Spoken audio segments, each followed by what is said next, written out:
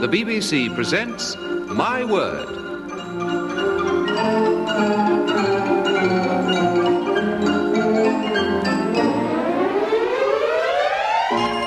And here to introduce the programme and the panel is Jack Longland.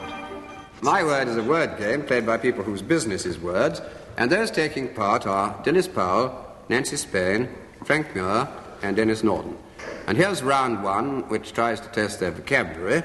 2 marks if they get the meanings of these words approximately right. Beginning with Nancy Spain.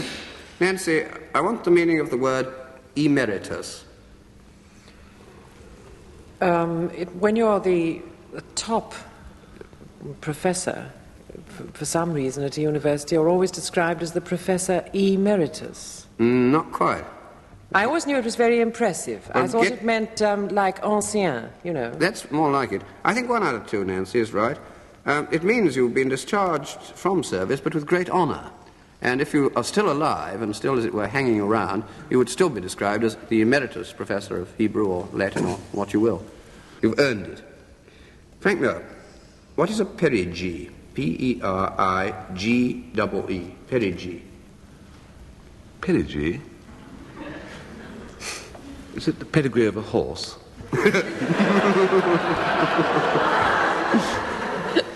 No. No. Around the horse? It's a blanket, Jack, of... No, it's the point in the orbit of a planet, particularly the moon, when it's nearest to the Earth. No marks. No. Now, Denis Powell, the meaning of the word salacious. Salacious? Salacious. Well, it's the kind of thing you don't really mention very much. Yes?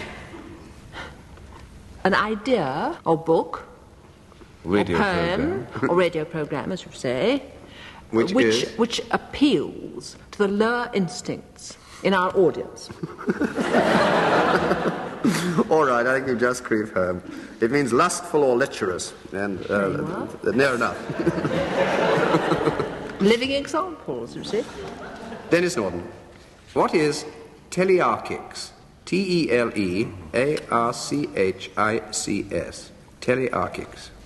Telearchics. That's it? Well, let's break that down. Telearchics. Yes. It's a technical term, actually, Jack. Am I right? Yes.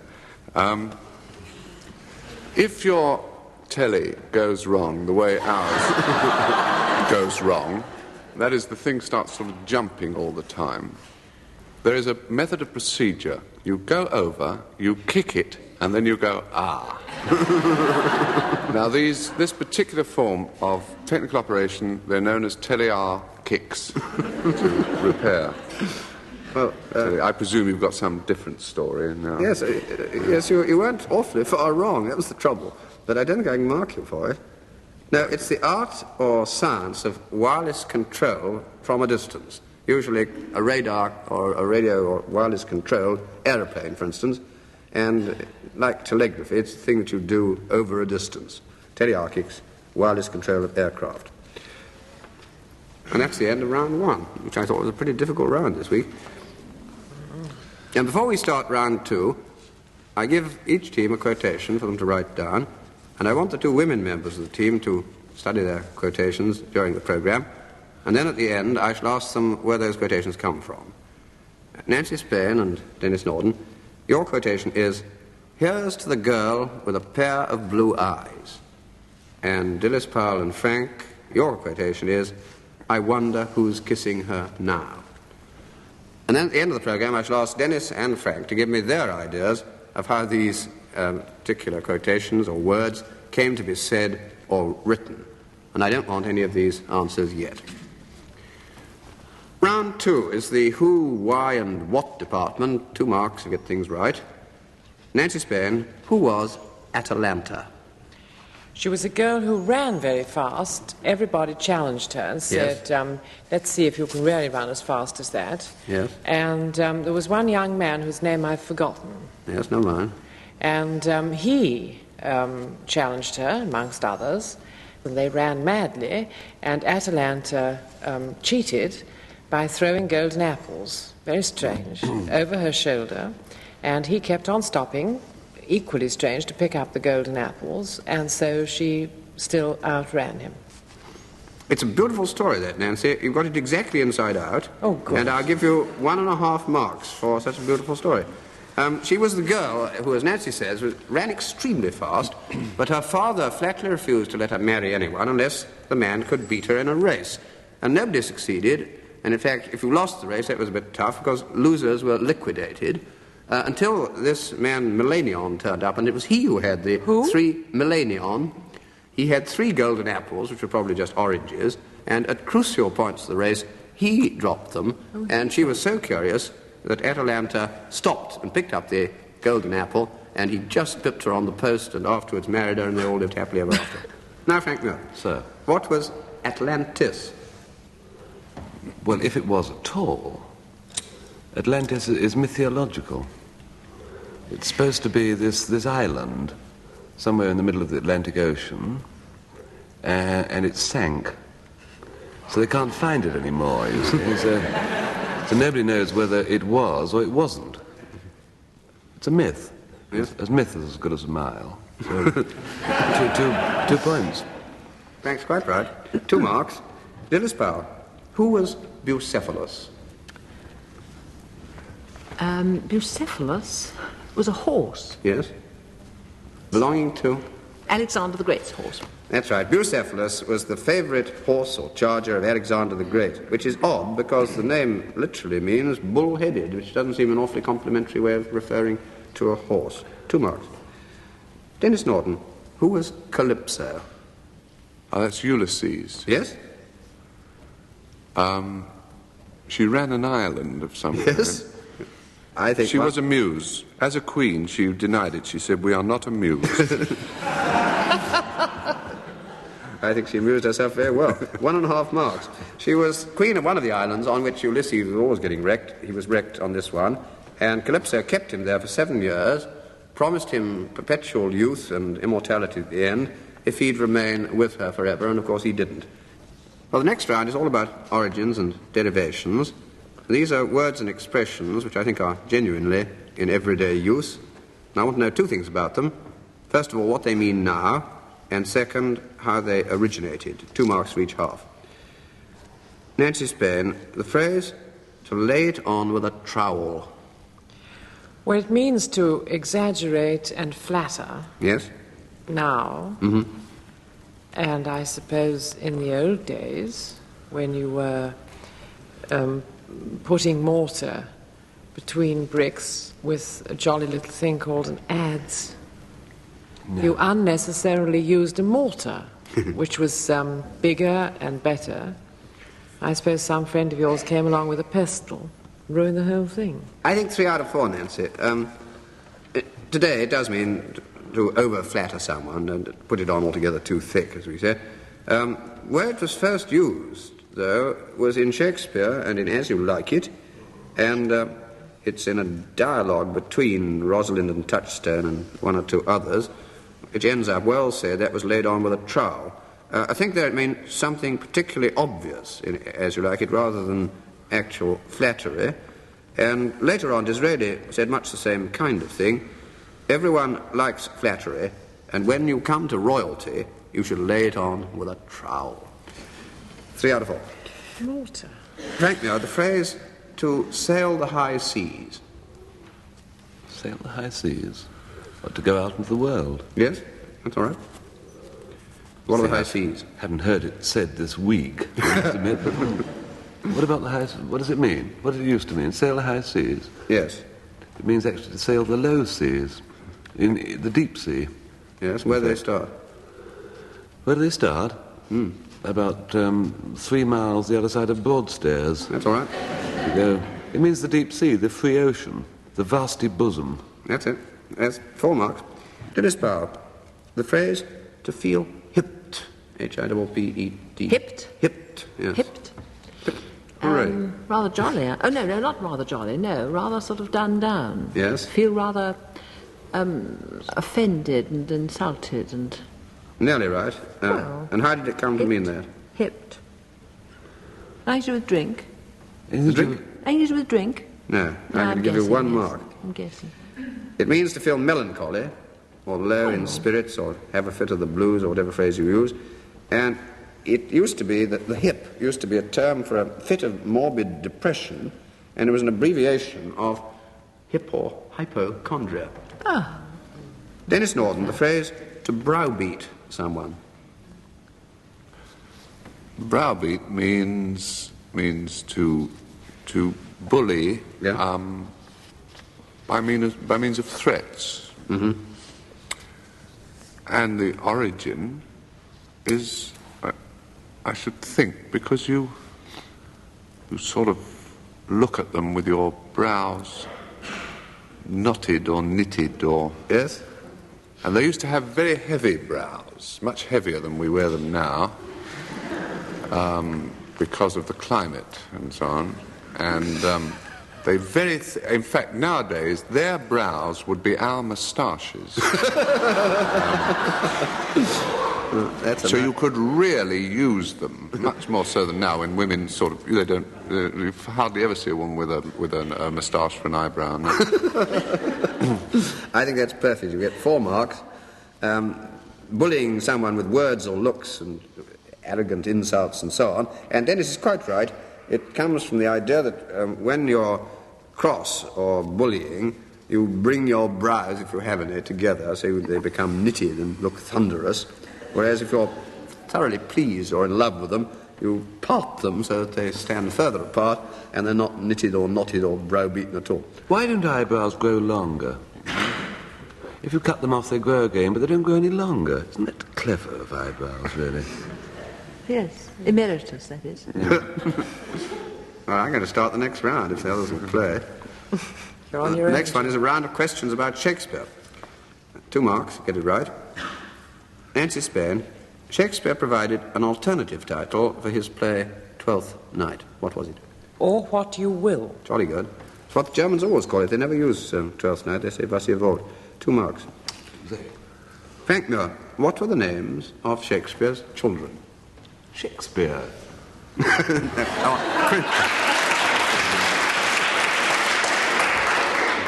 All right, generic term, right, but I want their Christian names. One of them was called Susanna, and then, of course, those sweet twins. Yes. One of whom was called Hamnet, Yes, good. because they couldn't spell in those days.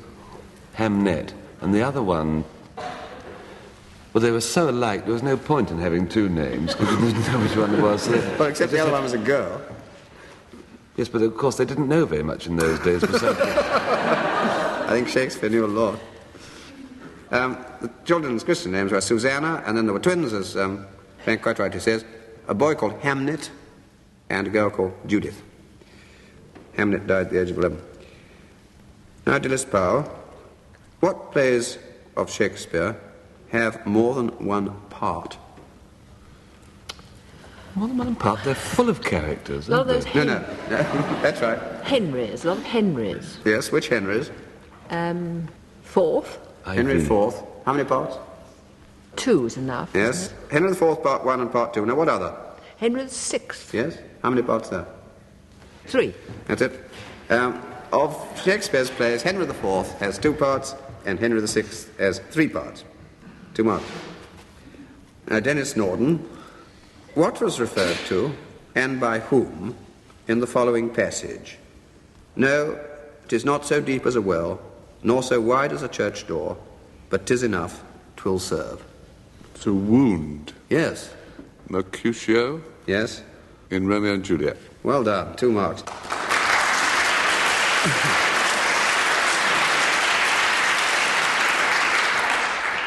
And now we come to the last round and go back to the quotations that I gave to the 2 teams earlier in the programme. For 2 marks, Nancy Spain, can you give me the origin of your quotation? Here's to the girl with a pair of blue eyes. Well, it sounds like that here's to the maiden of bashful 15, Yes, dear. here's to the matron of 40, or whatever it is. Yes, that's right. Well, that is by Sheridan. Yes. It's in the School for Scandal. Quite right. It's a drinking song in Sheridan's School for Scandal, 2 marks. And Dilys Powell, the origin of your quotation, please. I wonder who's kissing her now. It's a song. Yes? American popular song. All right, yes, 1 out of 2, I think. Frank Adams and Will Huff wrote it in 1909 for a musical comedy called The Prince of Tonight.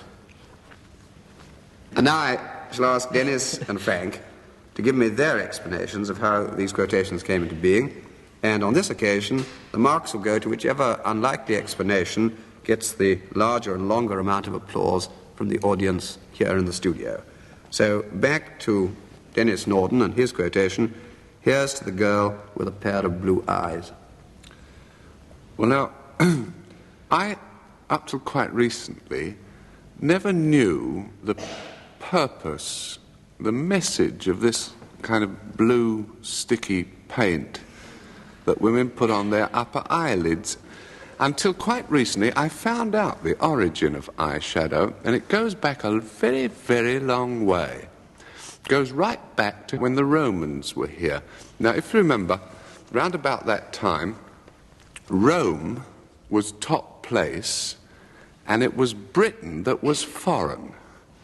You know, like today, we have Italian au pair girls coming over to work here. Well, when Rome was top, you see, they used to have Anglo-Saxon au pair girls going over to work in Rome. They'd get an Anglo-Saxon girl to help with the housework, live as family, 30 denarii a week, and Monday evenings off to go to the institute and learn Latin, you see. Now, one such Anglo-Saxon girl came over to work as an au pair girl at the villa of a very well-to-do Roman called Sextus Lascivius. He had a son whose name was Flavius Ingenuus, and this son had never seen an Anglo-Saxon girl. Now, if you remember, in those days, all the Anglo-Saxons used to paint themselves all over with a stuff called woad, which is a sort of blue paint, and they used to do it partly for decorative reasons, partly for warmth, and partly because it made them show up against Stonehenge. Now, he had never, young Flavius Ingenuus had never before blonde hair and a blue face, and he was very smitten. And in time, they used to pause for a while along the Appian Way and indulge in what the Roman poet Quintus Ambiguus used to call a little of that multum in parvo. Well, this idyllic existence went on till one day when he rushed to the au pair girl who was dusting the bust of Caesar in the other room, and he said, "Mother has twigged." And she said, "What do you mean?" And he said, "Your woad. You got very blue on my toga, you see." And he looked and saw there were these blue marks, and she said, "Wait, I have an idea." And she rushed away to her room where she had a stone jar of woad remover. Removes woad in a jiff, you see, and she applied this all over herself wherever there was woad, kept right on to the end of the woad, and came back to him and said, "See, I am free from telltale woad." And he clasped her to him when suddenly they heard footsteps outside, and they sprang apart, and in came the mother, Popeye, and she said, "What are you up to?" And he said, "Nothing, nothing. I was just telling the au pair girl that I'm not ever going to see her again." And she said, "Like hail and farewell you were. Look." And there on his fresh toga there was a tiny little blue mark. And they were aghasted. And suddenly she recalled that though she had taken all the woad off, she had forgotten to remove the woad from her upper eyelid, which is a very easy place on your body to forget. Popeye said, "I will not have this any longer. you must go. Go home, Anglo-Saxon. And so she went home to Britain, full of hatred for Romans, and resolved that she would drive them from her country. That was the beginning of the decline and fall of the Roman Empire. Because this Anglo-Saxon girl was none other than, yes, Boadicea. And she taught herself how to drive a chariot, and she put carving knives on the wheels, and whenever she went on the road, she mowed down people. Now, that is the reason why women to this day wear blue on their upper eyelid. It is in memory of Boadicea, the very first woman driver. And actually, what the message of the eyeshadow is here's to the au pair girl with blue eyes.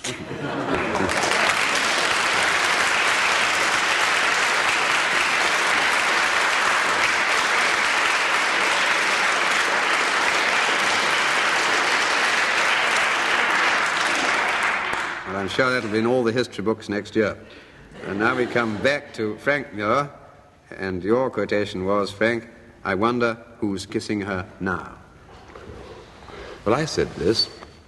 I sang it out rather loudly in the middle of my marriage service. Well, you see, when they said, with all my worldly goods I thee endow, I thought I had to give a list of them, you see. And actually, I had some other interesting items at the time, because I wanted to start a museum to commemorate my name. And I thought it'd be a rather good thing to have a museum of the arts. And I'd just call it the Muirseum, you see, which would then mean that I'd be immortal through my collection. And I wanted it to be a collection of objects of dart, of people connected with the arts. I wanted them to be all divisions of the arts, for instance, painting, drama, literature, and so on. And I started with painting. I was very fortunate. I managed to secure one of Burne-Jones's doors. As you know, he was a painter. He painted religious subjects, which were then sold for the benefit of the local church. This was before churches had raffles, you know. And the whole group of these painters did this. They were called the Pre-Raphaelites. And I thought if I could get a specimen of part of Burne-Jones' house, it'd be a good start for my collection. So for painting, I had this old door.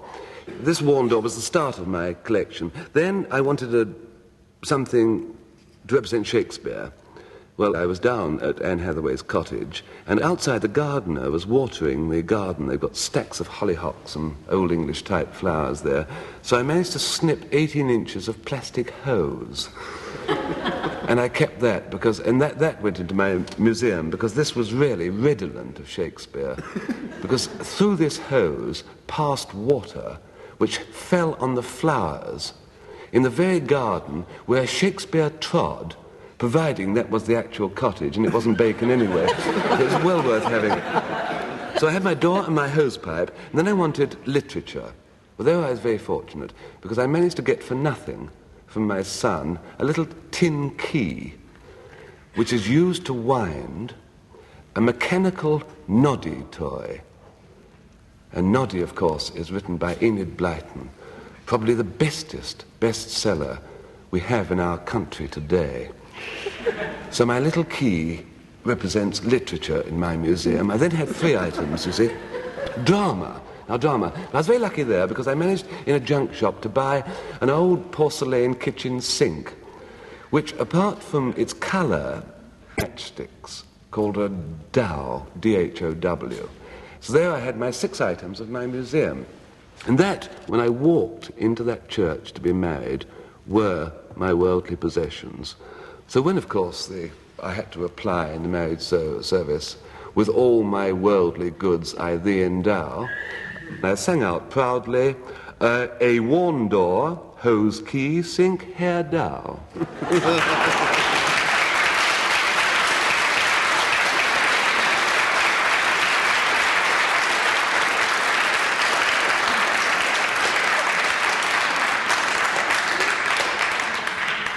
Well, it's difficult to judge, but I think just by your vote, Frank Muir gets the mark. And that brings us to a final score in which Nancy Spain and Denis Norden win by 1 mark from Dilys Powell and Frank Muir, and it also brings to an end this edition of My Word.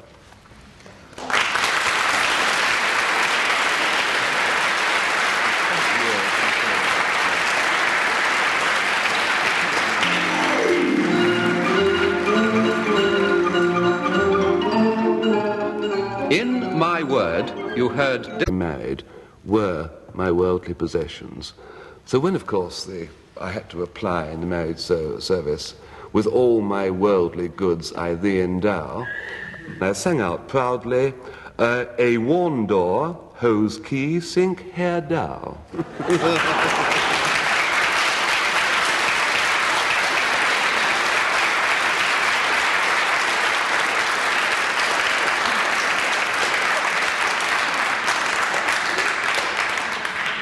Well, it's difficult to judge, but I think just by your vote, Frank Muir gets the mark.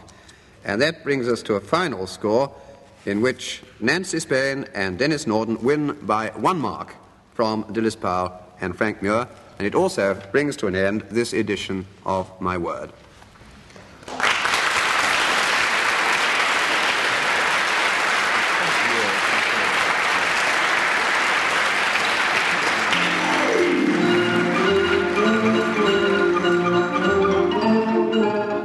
In My Word, you heard Dilys Powell, Nancy Spain, Frank Muir and Denis Norden, introduced by Jack Longland. The program was devised by Tony Shryan and Edward J. Mason and presented by the BBC.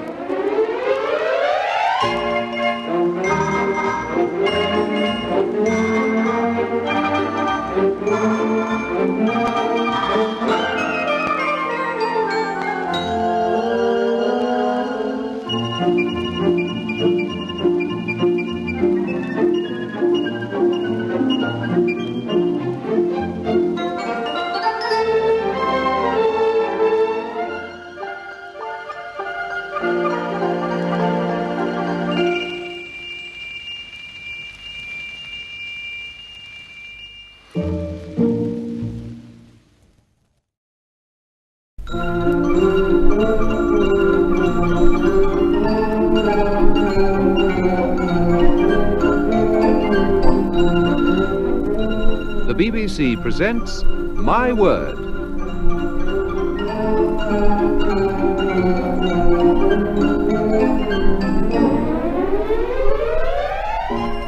And here to introduce the program and the panel is Jack Longland.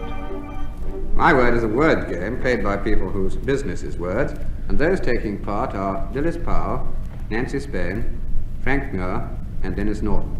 And here's round 1, which tries to test their vocabulary. 2 marks if they get the meaning of the following words reasonably right. Beginning with Dilys Powell. Dilys, what is a planchette? Planchette, well, that's a form of spiritualist activity. It's a kind of thing with letters on, and you turn it round, and something points to a letter. Yes, and do you do it deliberately or not? Well, you may, but you're not supposed to. That's all right. I can get your 2 marks. Some very peculiar results used to come over when I did it, I remember. Well, it's a heart-shaped board mounted on casters, and as Dilys Powell rightly says, if you put your fingers on it lightly, it's supposed then to spell out. You point it to various letters, and you're not supposed to do it deliberately. All right. Denis Norden, what is frondescence? Well, frond Yes. is a leaf. Yes. Essence of a leaf. Well, that would be something like senna-tea. Leaf essence. Yes? It's a Tea would be leaf essence, wouldn't it? particular moment in time. Tea time. Go on, you ask silly questions, I'll give silly answers. Youth, I don't know. Youth, growing. Yes. Is it S? Oh, it's the E-S-C? C. Oh, I see. Youth. Becoming a leaf. That's it. Youth, springtime. Yes, I think that's good enough. Yes, between you. It's the coming into leaf or the time of the bursting into leaves. I've In the known that spring. for years, yeah. Nancy Spain, what is Brio, B-R-I-O? Oh, it's Italian, Jack. Yes. I don't think it's fair to ask us Italian words. That's right, our business is English. Yes, it's English words. It's an English program for English-speaking people. It's in the music. It's con brio. It means with spirit. Good enough. Liveliness, vivacity, conbrio with spirit, as Nancy says. Frank Muir, what is caoutchouc? C-A-O-U-T-C-H-O-U-C. Caoutchouc. It's very bad French. Yes, I would agree. Caoutchouc. Caoutchouc. Oh, it's, yes, on comprend bien. En Angleterre, on dit gutta percha. Yes, that's fair enough. Gutta percha. All right. India rubber, unvulcanized rubber, and it comes from the Caribbean, and it was originally French, and so Frank's accent is abundantly justified. Well, before we start round 2, I give each team a quotation for them to write down, and the 2 women members of the team can then study their quotations, and at the end, I shall ask them where they came from, those quotations. Denis Powell and Frank Muir, your quotation is this: "Oh, for the touch of a vanished hand." And Nancy Spain and Denis, yours is "One flower makes no garland."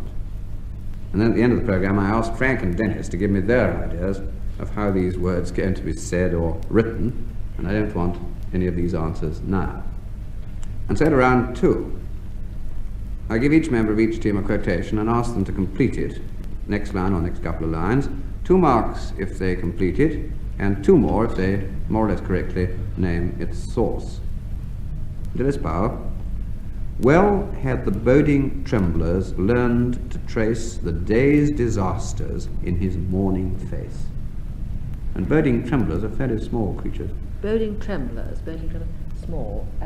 Mice, No, bigger than mice. chickens, children. Yes. Children. 18th century. Yes, 18th century. A captive audience, as you might say. Captive audience. A theatre audience. No, captive in a different sense. Captive. The most obvious way into which children are captive. School. School. Could it be? Can't be Pope. No, it isn't Pope.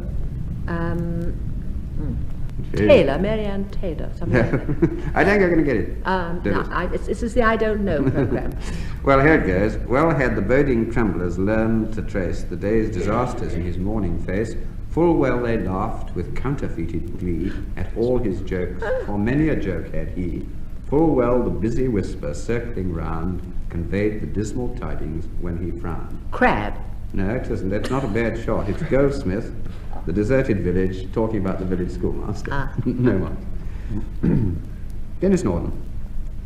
When old age shall this generation waste, thou shalt remain, in midst of other woe than ours, a friend to man, to whom thou sayest. It's Ode on a Grecian Earth. Yes. It's the end of it. Yes.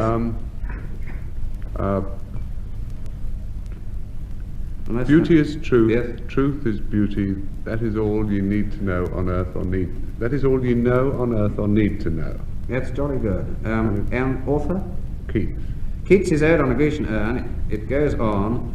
Beauty is truth, truth beauty. That is all you know on earth and all you need to know. Well done, 4 marks. Now Nancy Spain. He will hold thee when his passion shall have spent its novel force. Tennyson, presumably. Tennyson it is. Yes, It's one of these ones that thunders on. Yes. Not Maud. No, it's that sort of thing. The Princess, or one of that lot, you know. But I don't know. I'm going to give you 1 mark. I can't Tennyson. complete it. He will hold thee when his passion shall have spent its novel force, something better than his dog, a little dearer than his horse. It's Locksley Hall. Not very nice. Back to Frank Muir. I remember the fir trees dark and high. No, you got that wrong. That's not how it goes. Yes, I remember the place where I was born, the little window which the sun came peeping through at morn. Yes, that's the first verse. And I forget what comes after that. It's Thomas Hood. Yes, I remember. The fir trees dark and high. I used to think their slender tops were close against the sky. That's right, he's further away from heaven than he was when he was a boy. It was a childish ignorance, but now it is little joy to know I'm farther off from heaven than when I was a boy. Thomas Hood, I remember. 2 marks. Well, in the next round, it's about characters in books. I want to know who the following characters were, and in what books, and written by whom. 2 marks for all those right. Dilys Powell, Monsieur Beaucaire. Now, Monsieur Beaucaire was frequently played on screen by various people, including Bob Hope. I have a feeling that he in the end, he didn't get the girl. Cries of author. Boy met her, but boy didn't get her. This is wonderful, Dilys, but cries of author. All right, Booth Tarkington. Johnny good. Well done. Dilys is quite right. 2 marks. Novel by Booth Tarkington. He was the sort of hero of the novel, and it was also made into plays and films. More than one film. The news about Bob Hope is the most surprising I've yet heard. I think I didn't know that. It was, yes. Yes, well. Denis Norden, Blind Pew, P-E-W, Blind Pew. Treasure Island. Yes, By Robert Louis Stevenson. quite right. He was the blind pirate, wasn't Blind Pirate got the black spot. he? That's it. 2 marks it is. Nancy Spain, Modestine. Modestine, Yes. which is a French girl, Yes. in one of those novels that's not a French novel. No, you're thinking Invented of a vest. You're thinking of Angelique, I think. Oh. Good gracious me. Modestine. Rather more legs than the usual girl. A horse, she is. What, No, 3 she's legs? not. A dog, then. Yes. A dog. Good No, gracious. you're nearer your first shot. You Nearer moved. a horse. Nearer a Yes. horse than a dog. Yes. More of a horse A than a little dog. dearer than a horse. A cow, then, A little maybe. cheaper than a horse. A goat. No, you're not going to get it. I'm not going to help you now. It's the donkey. Steinbock. Robert Louis Stevenson's Travels with a Donkey. Modestine was the one he went round with. 4 legs. Frank Muir. Edward Murdstone. M-U-R-D-S-T-O-N-E. Edward Murdstone. But don't look at me, I'm looking blankly at you, Dilys. Right clearly, because D. Copperfeld. That's all right, south of the equator. I could never spell, you see, that's the trouble. It's from a book by David Copperfield.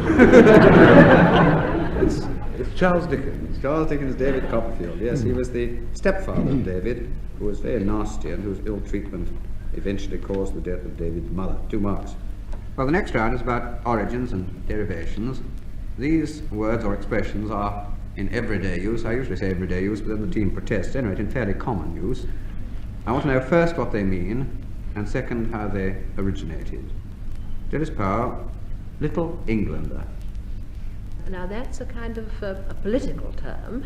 Yes, Anti-empire, anti-colonial, yes, 19th century. yes. And somebody who'd like to see England just as an Yes. island without any foreign dependencies. You're quite right, no empire. It was, in fact, a phrase coined during the Boer War, in the end of the century, the beginning of this. 1.5 out of 2, I think, is fair.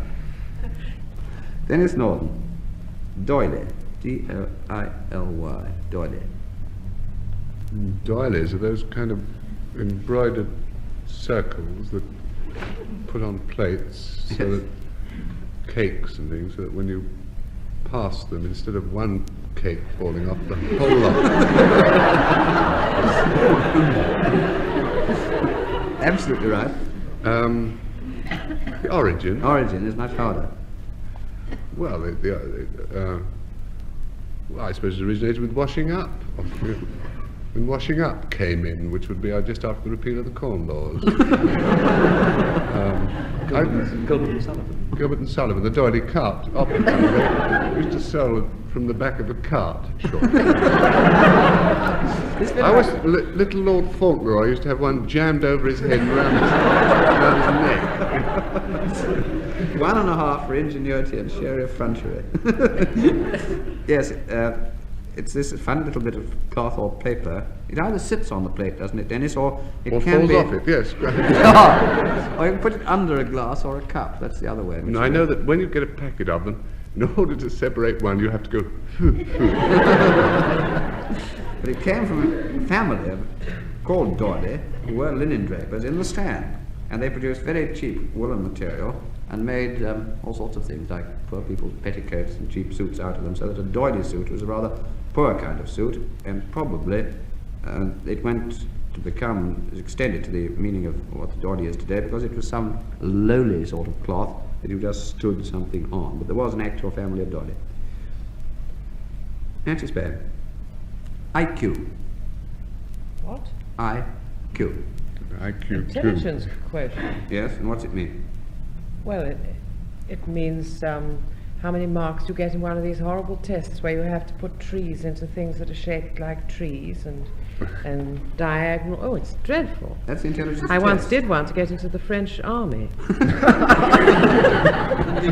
Well, I was stranded in Paris for 2 days and I had nothing else to do and nothing to eat and no money, so I went and did this intelligence test to get into the French army. That's What why about it's the called physical? intelligence test, son. I didn't bother about the physical, I thought I'd just do the intelligence.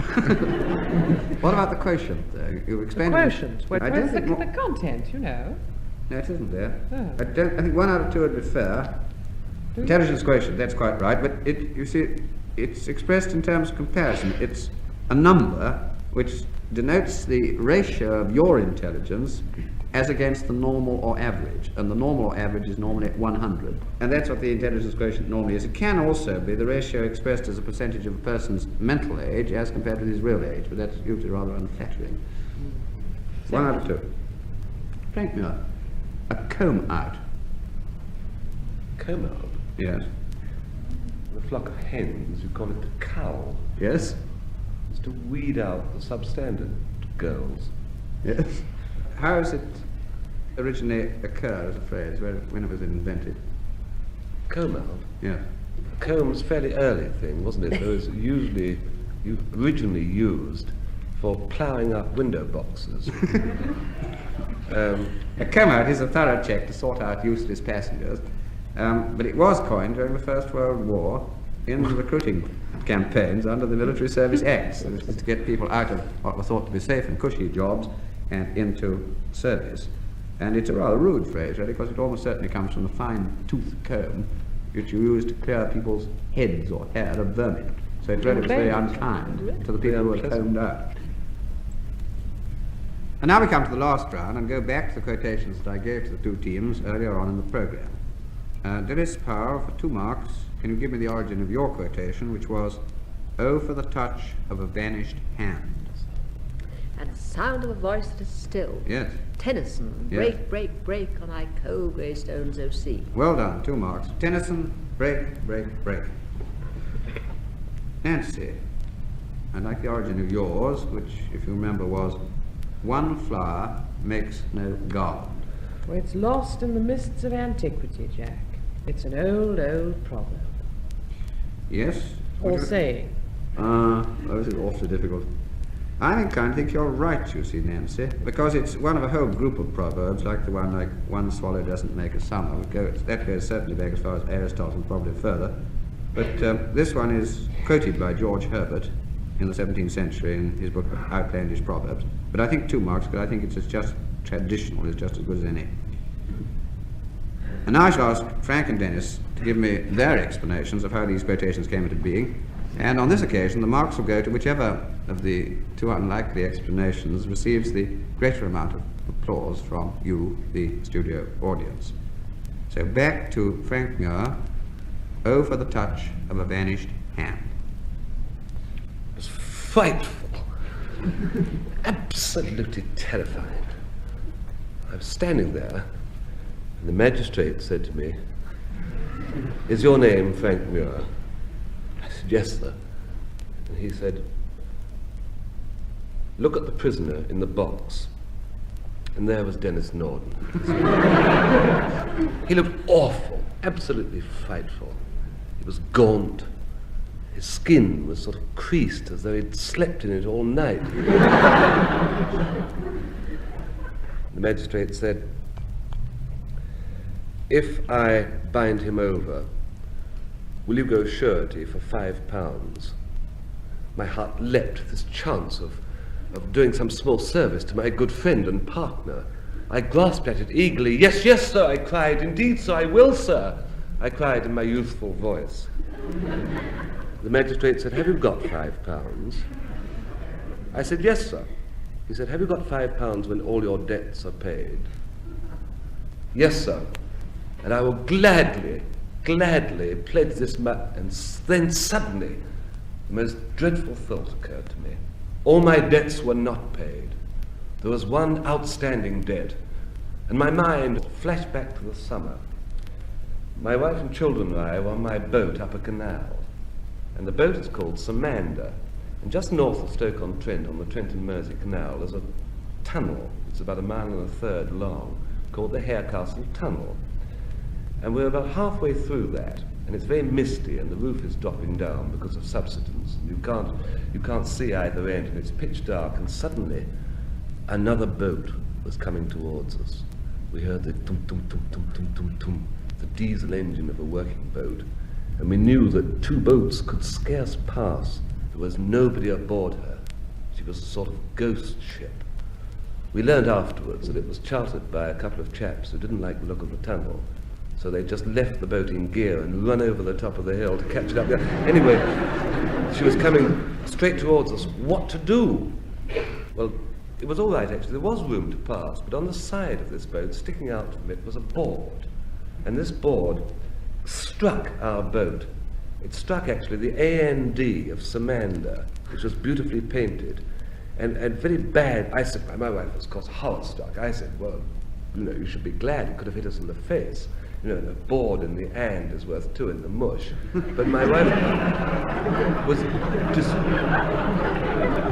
distraught because the boat was newly painted. It was our first trip. And I said, I must find a painter to the lockkeeper. Is there a painter in the village who could re-varnish the A&D on the name Samander? So he said, oh, I'll send somebody down. And this painter arrived. He was an ARA. He's probably the most distinguished portrait painter in England. And for 3.5 hours, he carefully etched in with best artist quality varnish. He carefully etched in the scratches and the varnish. So I pumped his hand enthusiastically and said, here's my name, do send your bill to me. Well, this bill never arrived. And of course, standing in the magistrate's court, I suddenly thought, this could be anything. A bill from a man such as this, it could be 1,000 guineas. And I said to the magistrate, I honestly cannot say, sir, that I have £5 after all, because there was one bill outstanding. And he said, well, what's it for? And I said, oh, sir, and he said, well, what? And the words of Tennyson came to my mind. I said, I owe for the touch of a varnished and.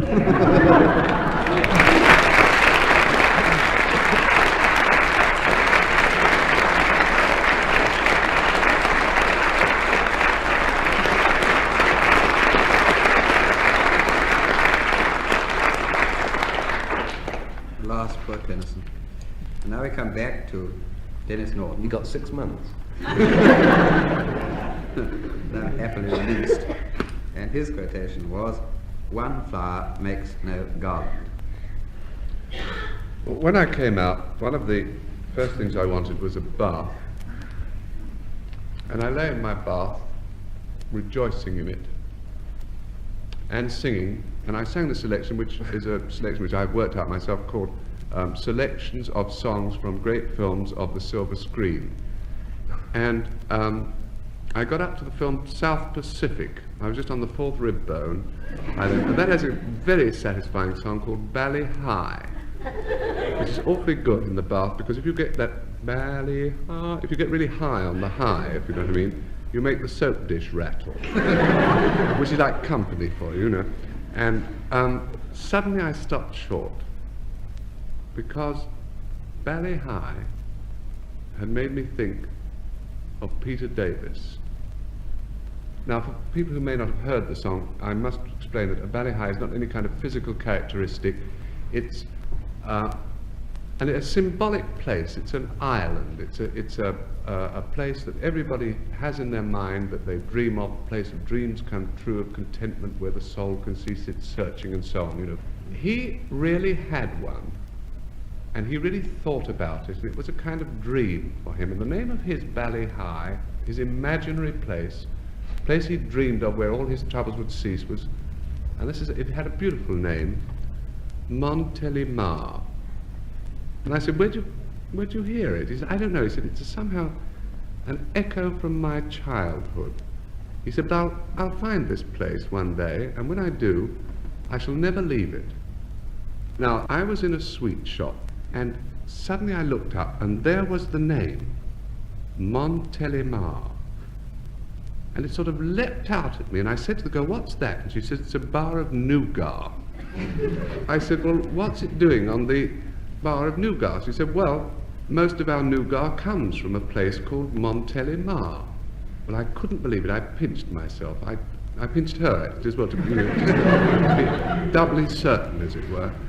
And I rushed home, and sure enough, I looked up in I have a sort of private encyclopedia called Jack Longland, and I confirmed with this, there is a place called Montélimar. It's in France, and it's very well known for making nougat. Well, I knew this was terribly important to Peter, so I rang him up to tell him that there was a place called Montélimar. And I got on the phone, and his wife, or Doxy, answered the phone, and I said, where's Peter? And she said, he's not here. I said, where is he? She said, he's gliding. I said, will he be back soon? She said, I don't know, because he's in this long-distance gliding competition. So I said, well, tell him to ring me when he comes back. You know, he never came back. Nobody ever knew what happened to him. You see, some of the gliders made Boulogne, some made Amiens, some made Évreux. I have a private theory that he made Montélimar, that he flew above and looked down, and there were the great crucibles with all the pink nougat bubbling on top, and the great mounds of nuts and candied peel, and he pointed his nose downwards. I mean, like the nose of the glider, and because he had found his place. Now that is, I admit, is pure conjecture. It's a thing I would like to believe, but it's not absolutely pure conjecture, because last summer I was camping in the Dordogne, and I picked up a tattered piece of paper which was part of a French gliding journal, which was called Le French Gliding Journal. And I read a story about this gliding competition, where it had said where all the flyers had come to in France in this long race, and it said that one flyer had made Boulogne and one Évreux. And where just below, where it was torn, there was this one subheading which said, one flyer makes nougat land.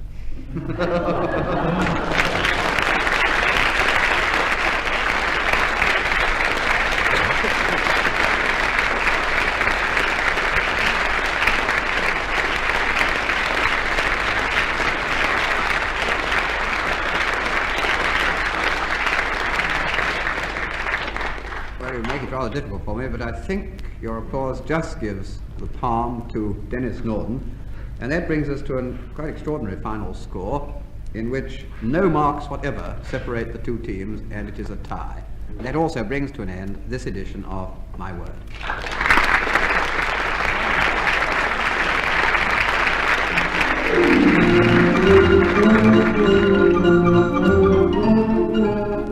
In My Word, you heard Dilys Powell, Nancy Spain, Frank Muir and Denis Norden, introduced by Jack Longland. The program was devised by Tony Shryan and Edward J. Mason and presented by the BBC.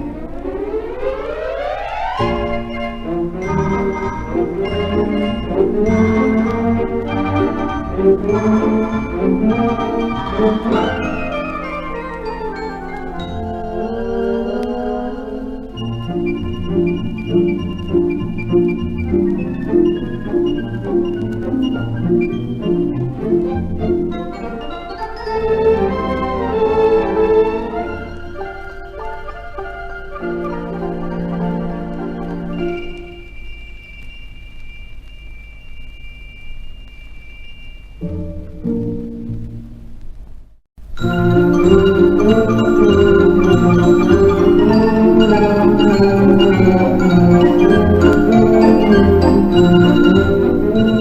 BBC presents My Word.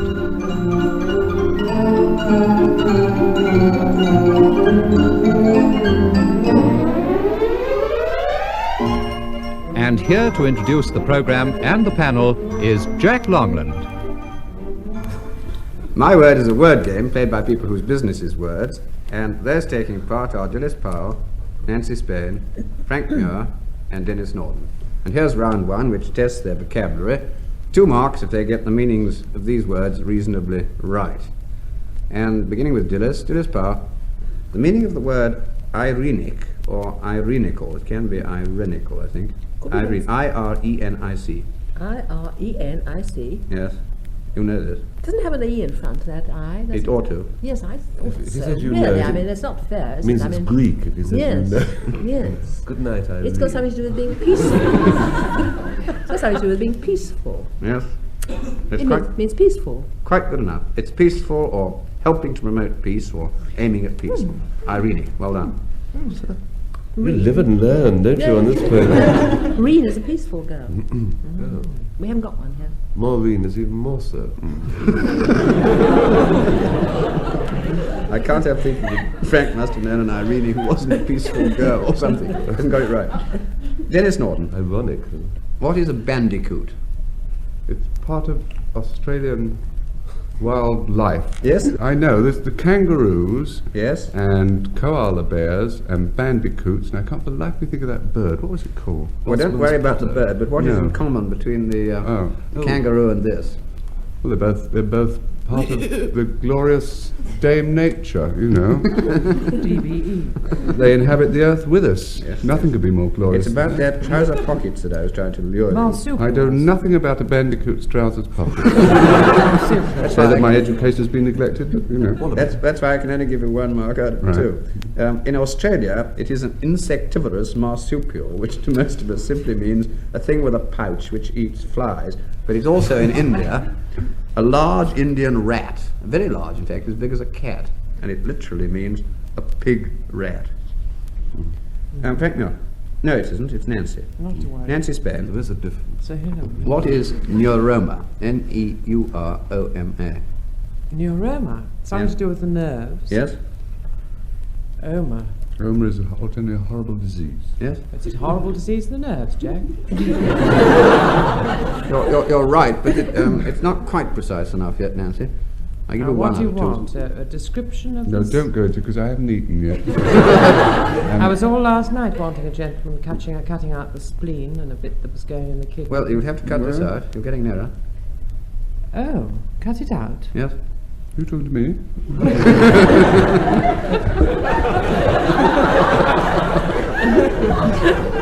I suppose an irritation or an inflammation or a very, very desperate dropsical condition of the nerves. I'll give you 2 just. It's a tumour on a nerve or in nerve tissue.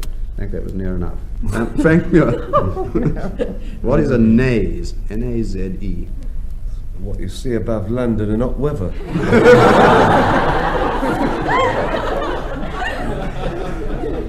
What's your explanation? Am I warm? No. You ought to be a good deal more windswept. A naze? Is there anything to do with Cape Green? Yes. Which I was born opposite. Naze,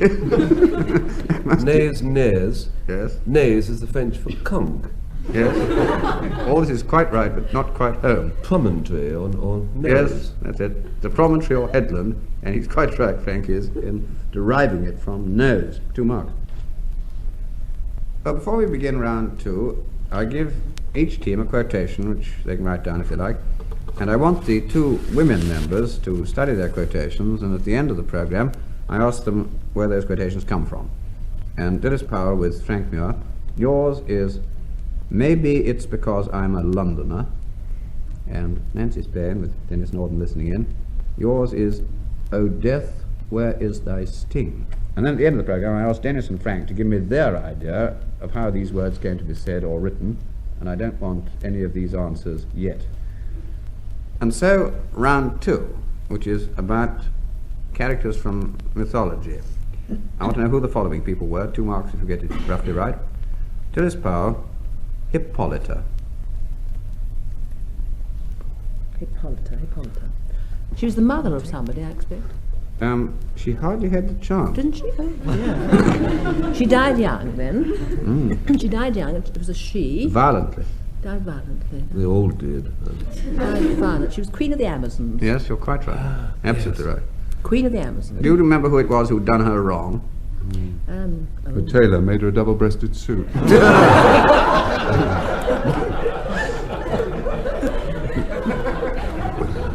Oh dear, I do my best. I'm going to give Dilys her 2 marks. She was Queen of the Amazons. She was daughter of Mars or Ares. The main thing is she had a famous girdle, and one of the labors of Hercules was to get hold of the girdle, and in so doing he killed the unfortunate girl, but she turns up again in Shakespeare in Midsummer Night's Dream, bright and happy and looking as if she hadn't been killed at all. Now, Denis Norden. Mercury. The god of thermometers. He had these rather dashing sandals with wings on. Yes. And he used to sort of carry messages for Jupiter, rather shady messages, didn't he? Yes. Yes, quite right. I think that's good enough. 2 marks. Son of Jupiter or Zeus, according to whether you prefer your Latin or your Greek, and he was messenger of the gods, wore a winged hat and winged sandals, and carried a sort of snake-wreathed rod in his hand. God of science, patron saint of travellers, and also of rogues and vagabonds and thieves. He had a pretty busy time. Anti-Spain. Hygeia. Hygeia. Hygeia. Well, she was in charge of the inner cleanliness. On Olympus, yes, and good luck to her. Yes, I think that's all right. Goddess of health in Greek mythology, hence hygiene, which is Nancy's slant, daughter of Aesculapius, and her symbol was a serpent drinking from a cup held in her hand. Frank Muir. Hydra. Hydra. Hydra was famous for being headed. Yes. And it or she or he wasn't a god at all. No. Or goddess or thing. But it had this marvellous property, rather like civil service departments, that when you remove the head, 2 rise up in its place. No, absolutely dead right. Monster in a swamp. Lernean swamp, which is between Argos and Nauplion, is yet another of Hercules' labours, and he had to kill it. And every time 2 more heads came up, he managed in the end. I think he beat it with a stone or something. Anyway, he managed. Well, the next round is verse and poetry, but this time it isn't literature in the normal sense. We're going back into the world of nursery rhymes, and 2 marks if you can remember the lines that follow, the lines that I'm going to quote. Dilys Powell. Dr. Foster went to Gloucester. All in a shower of rain. Yes. He stepped in a puddle, Yes. right up to his muddle, Yes, if you like it. and never went out again, or never came back again. Quite right. 2 Or marks. something again. The odd thing is that this is supposed to have a historical origin. King Edward I went to Gloucester, and his horse sank deeply into the mud, and he vowed he'd never go back there again. 2 marks. Denis Norden.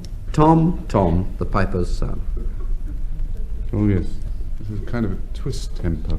Tom, the piper's son, stole a pig, and away he run. The pig was eat, and Tom was beat, and Tom went howling down the street. Quite right. 2 marks for that, too. If you see a modern illustrated book of nursery rhymes, you'll probably see Tom with a live pig under his arm. That wasn't in fact true at all. It was a sugar pig or a pastry pig. He pinched it from the grocer's or the confectioner's or what have you, or from a street hawker, and a much easier thing to carry, of course. It takes all the cruelty out of it, which is a shame for Pity, children. yeah. Now Nancy Spain. Little Nancy Etticoat with a white petticoat. And a red nose. Any more? The longer she stands, the The shorter she grows, she's a candle. Yes, you've got the whole thing. You left out one line. Little Nancy Etticoat with a white petticoat and a red nose. She has no feet or hands. The longer she stands, the shorter she grows. And she's a candle. Rhyming riddle for a candle. Lighted candle. And Frank Muir. See, saw, Marjorie Daw. Jack shall have a new master. All you'll get is twopence a day, because he can't work you any faster. Well, this must be a case of monetary inflation, because my version is a penny and not twopence. Jack had an agent, right there. 2 marks for that, too. This is historical, of course. The odd thing about it is that this rhyme was invented before there were any seesaws at all, and it was the kind of rhyme that sawyers used when they were sawing up logs and wanted to do it in rhythm rather than the other way about. I can't believe there was ever a time there weren't any seesaws. Well, I don't either. I think we better go on to the next round. Well, the next round is origins and derivations. These are words and expressions which are quite often used. I want to know, first of all, what they mean, and second, where they come from, how they originated, and 3 marks maximum if you get all the bits of it right. Dilys Powell, what is the Achilles tendon, and why was it called that? It's a bit at the back of the ankle somewhere. Yes, it's the tendon or sinew running along the heel to the calf. And why was it called that? Achilles was dipped into the Styx, which made him invulnerable, Yes? but he was held by the ankle, and so the ankle was still vulnerable, and in fact somebody shot a poisoned arrow into it in the end. That's quite right. His mother Thetis Yes. did this because she wanted him to be immortal. But somebody done for him. But she held on to this bit, and that didn't go into the magic water of the Styx. And so Paris finally shot him, as you say, with an Did arrow. for him in the end. And that's why the expression Achilles' heel comes. 3 marks, I think. Denis Norden, what exactly is horsepower? It's kind of status symbol for a motor car. You know, you pat the bonnet and say there's 300 horses under there. Except in my car, which has got about 2 donkeys and a pony. That's what it is. That's, you mean what is it scientifically? Because that's very difficult. Yes, much more difficult.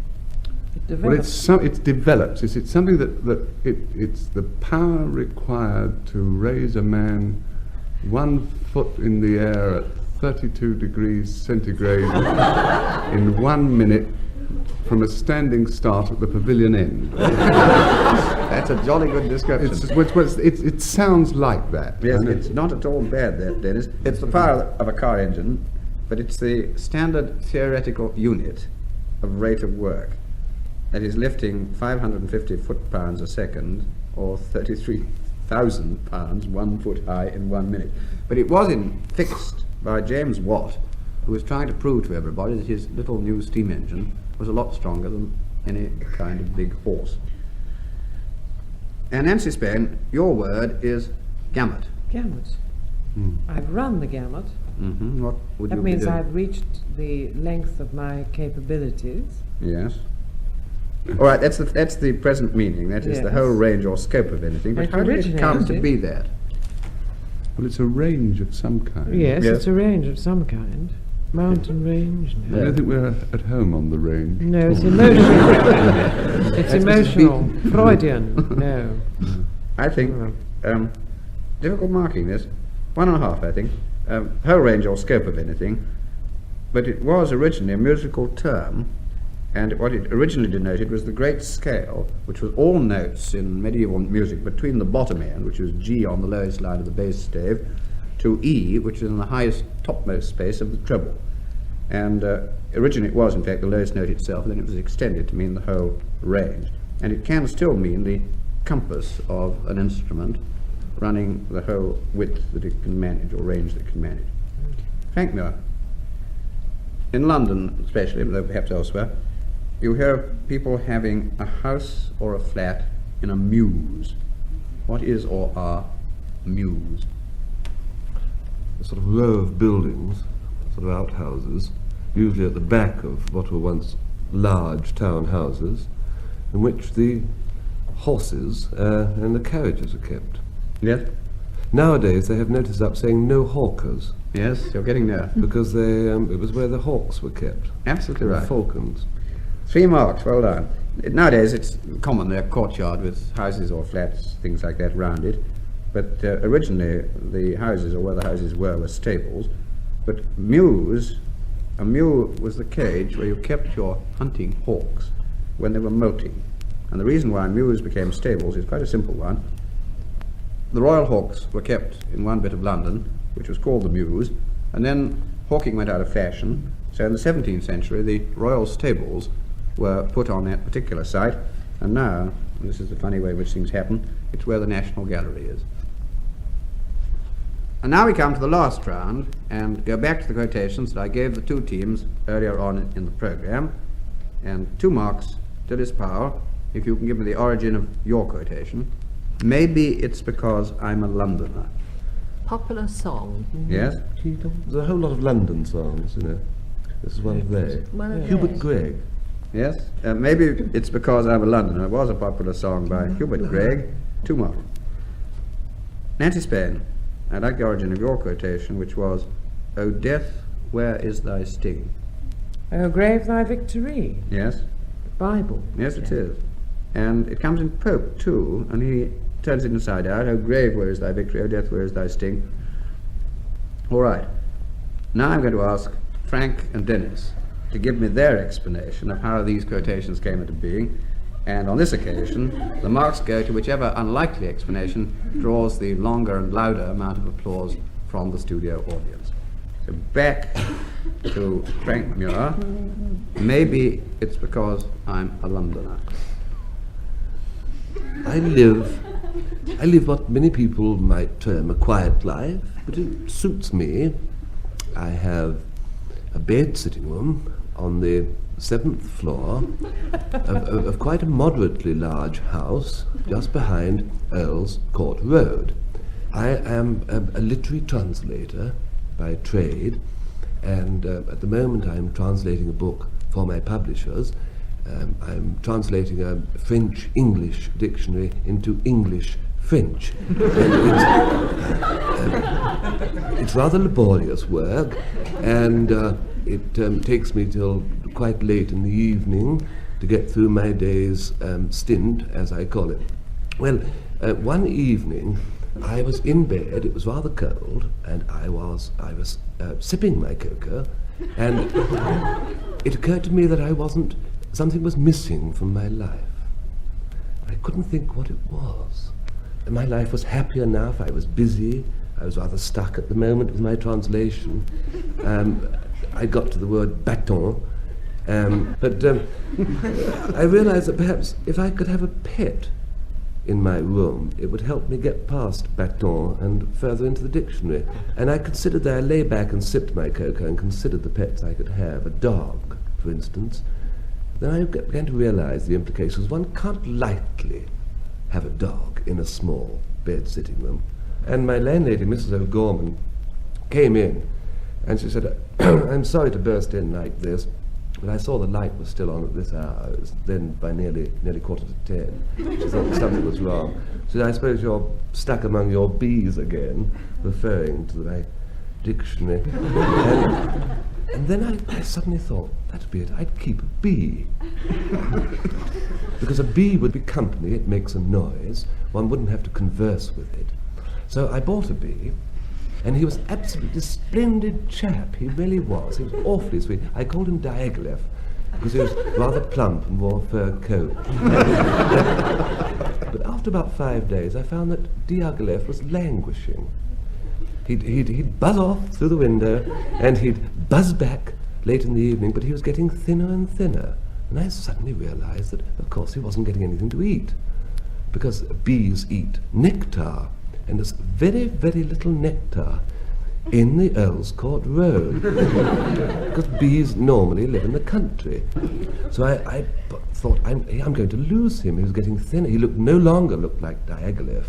He looked like the last half-inch of a used pipe cleaner. I was terribly worried I was going to lose my little friend.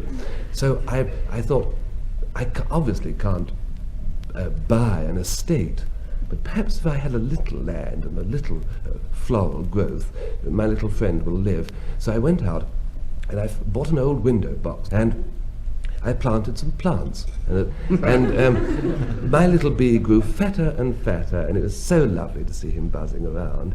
And then I saw him one day with another little bee. I'm sure it was a queen bee, and I was so happy for him. And he was buzzing a sort of interrupted buzz, and I realized that he was engaged.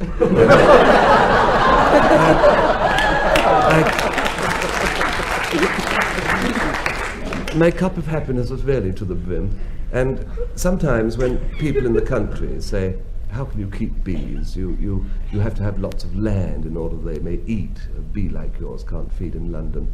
I have a little smile to myself as I think of my window box, and I sing a little tune to myself. Not very loud, quite quietly. I sing, my bee eats because I'm a landowner.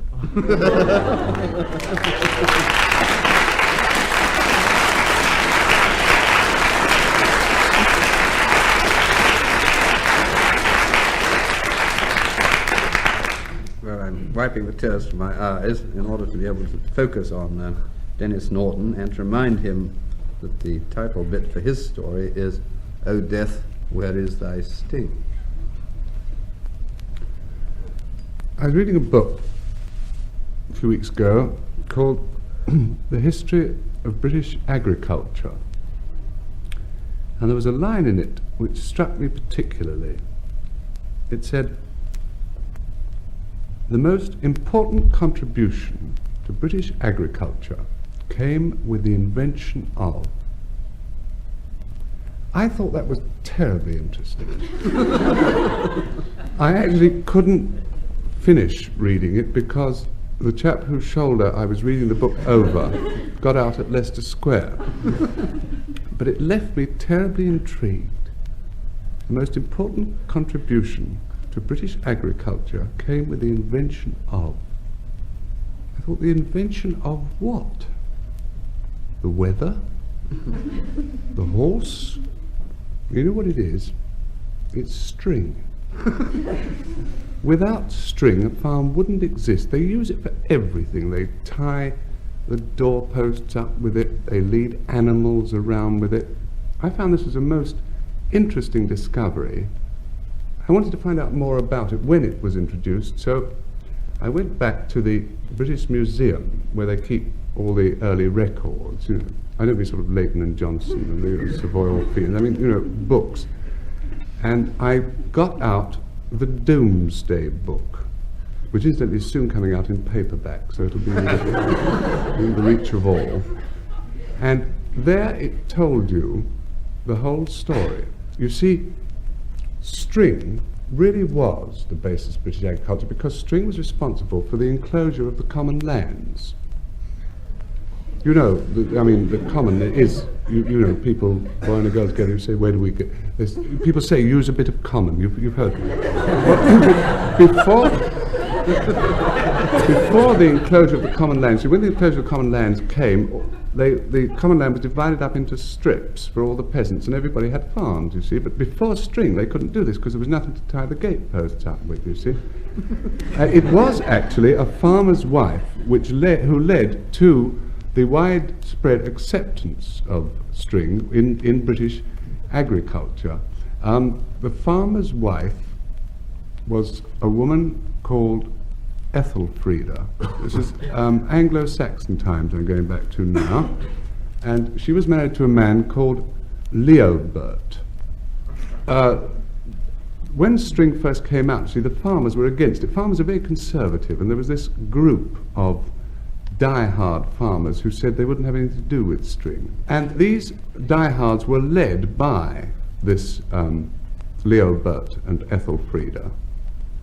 You see, Leobert was hoeing his little plot. He had a little plot. It's not as small as the plot I've got, but it was a very little plot. And as he was hoeing it, the hoe bit flew off the handle and hit Ethelfreda in the naze, which is a promontory. And she gave a great cry of, I have been hoed in the naze. It's the sort of cry you heard in Anglo-Saxon times quite a lot. And Leobert was most aghasted at this.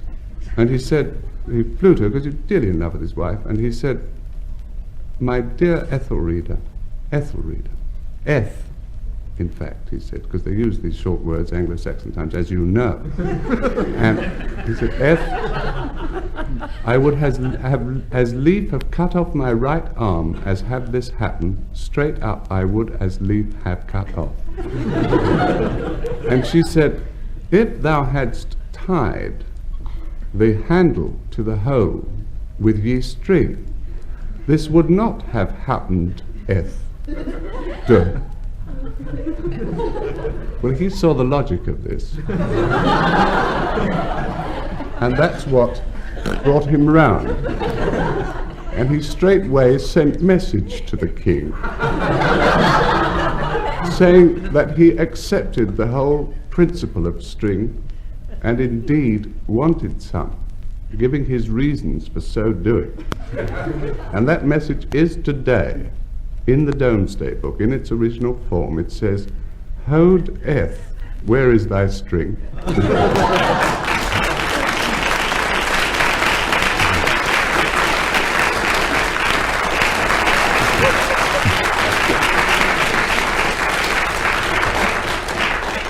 Well, I think by your applause, Denis just wins from that, with that unpublished chapter from the Anglo-Saxon Chronicle. And that brings us to a final score in which Dilys Powell and Frank Muir win by 5.5 marks from Nancy Spain and Denis Norden. And it also brings to an end this edition of My Word.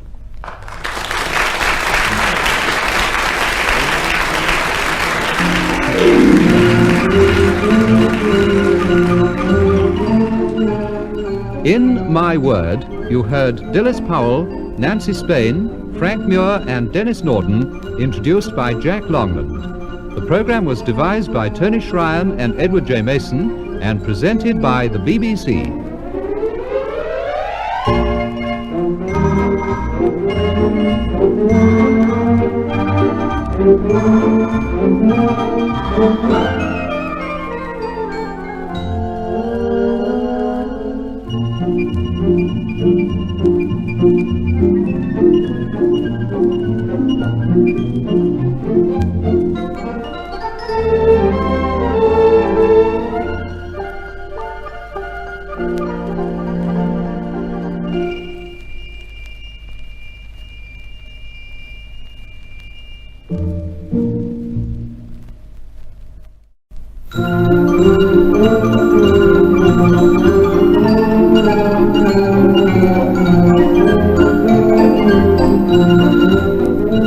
The BBC presents My Word.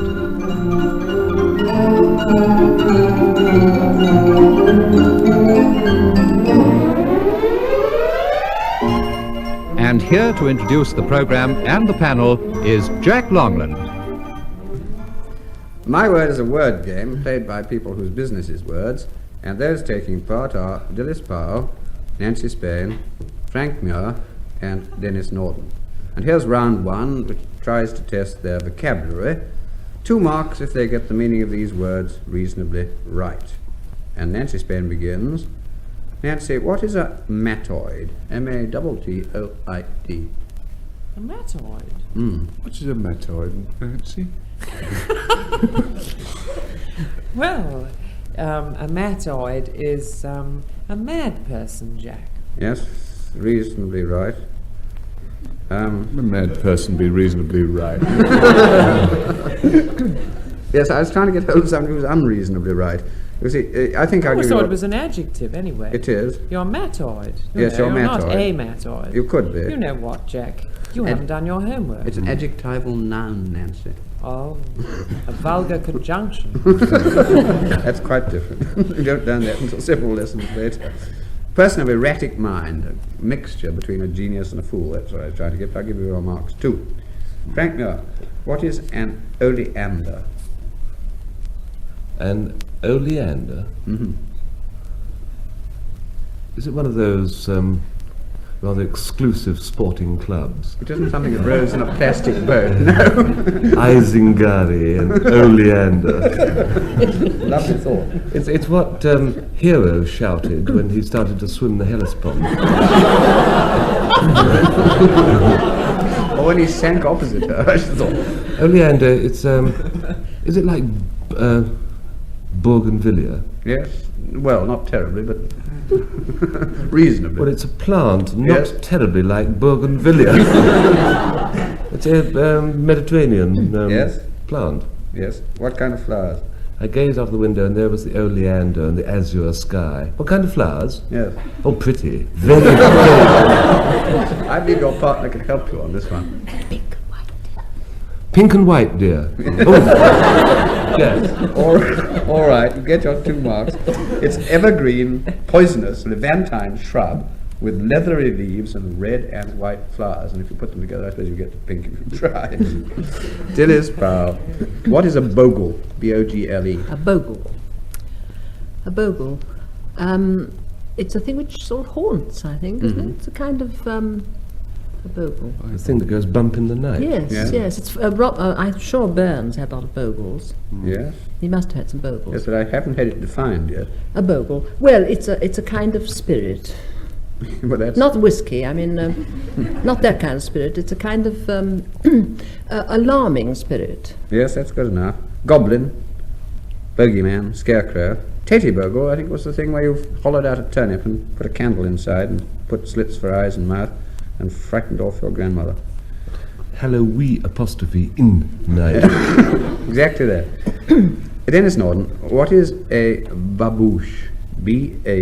B-A-B-O-U-C-H-E, babouche. Is this something to do with babushka? Which Well, is- it's sort of east of the right line, as you might say, yes. But doesn't help otherwise. At least I don't think so. I don't know what babushka means. Well, babushka comes in Russian plays, Jack, and it's you either wear it, play it, or marry it. I've never... Well, Turn They a say tap it- on and tea comes out. yes, or turn a three. tap on and tea comes out. I don't know. They say try wearing this one. wearing it, yes. They say, babushka, you will be little mother of all the Russians. I'll tell you what I'll do. I'll tell you what I'll do with you, Jack. I'll take I'll tell you what, I'll take 0.83 of a mark, You won't yet. and you move into the next street. Eh? No, I think not. Well, it's Middle Eastern, and Yes. it's a garment. Worn by droshkis. Hasn't got any. Dilys has Well, taken yes. her shoe off. Shoe off, yes. Now then. They're shoes. Well, it's something It's a you run foot. barefoot through, yes. like autumn leaves. Yes. I think a half mark would be generous. It's an oriental slipper. Oh. Well, before we start round 2, I'm going to give each team a quotation for them to write down, and I want the 2 women members of the team to study their quotations. And at the end of the programme, I ask them where those quotations come from. And Nancy Spain with Denis Norden, your quotation is "the shape of things to come." And Dilys Powell with Frank Muir, yours is "anything awful makes me laugh." And then at the end of the programme, I ask Denis and Frank to give me their idea of how these words came to be said or written, and I don't want any of these answers now.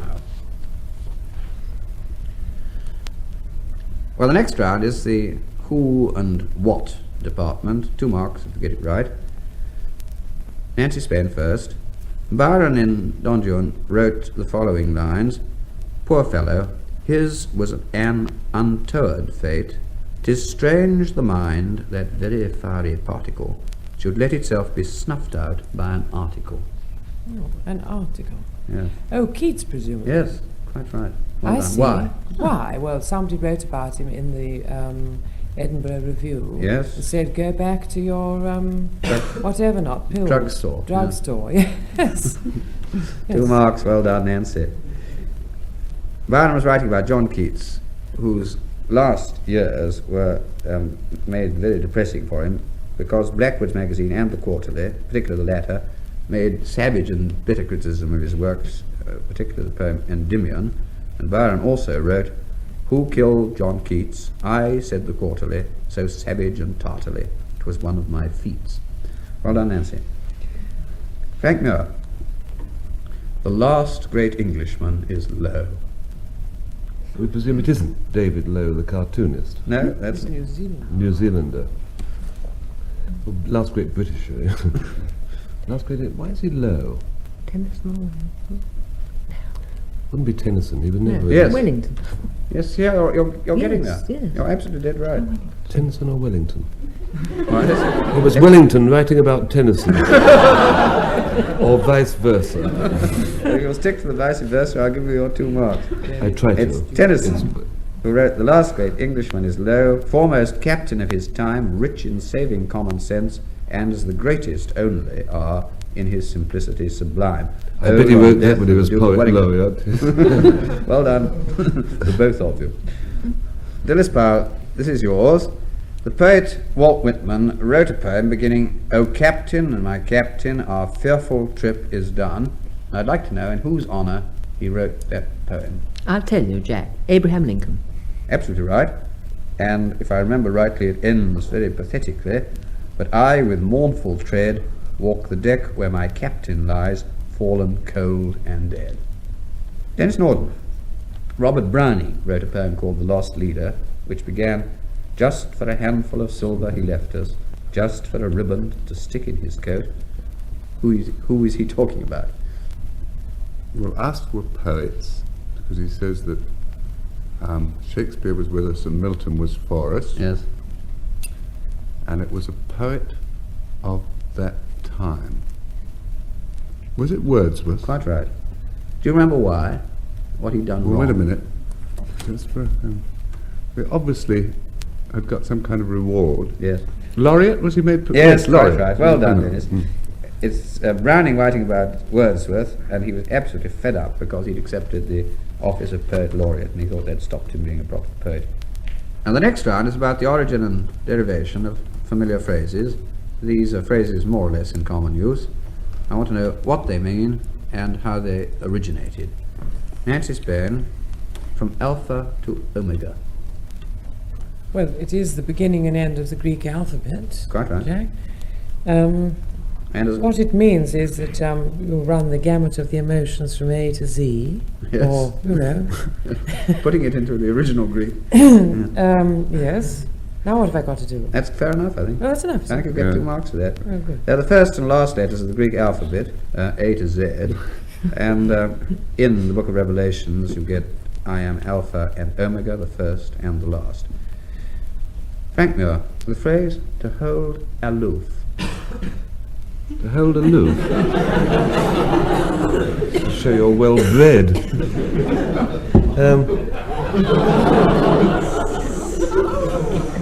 Hissing. To hold aloof means to take one step sideways and incline the nose, or naze, about 9 degrees in a northerly direction. That's a good enough definition. Now, what's it start from? How does it become that? Detach yourself from the hoi polloi. Hold yourself aloof. It's very much our own favourite sport, Something Frank. Can't be. to do with laughing. Yes, exactly that. I suppose the Queen Elizabeth is sort of bearing down on you. Yes, well, you put a life belt on and jump overboard. Well, you pass port to port, and you turn to starboard. And what are you trying to do? You try to make sure that the Queen Elizabeth has seen you. This is all terribly interesting and not utterly irrelevant. I'm going to give you 1.5 marks. It is to be standoffish, to keep away from people in a rather snobbish way, but it means to bear to the windward or to luff. And you can't, I think, keep to windward except by keeping up the head of the ship away from whatever it is you're trying to avoid, in this case another ship. Well, and so it means you are being snooty about the other ship and hence holding aloof. All right, Dilys Powell, what is or was a printer's devil and why so called? I should think it was somebody who ran about with a print. Yes, Little boy. little boy he was. Little boy who ran about with bits of print. Yes, and why was he called printer's devil? Because he had a devil for the printer.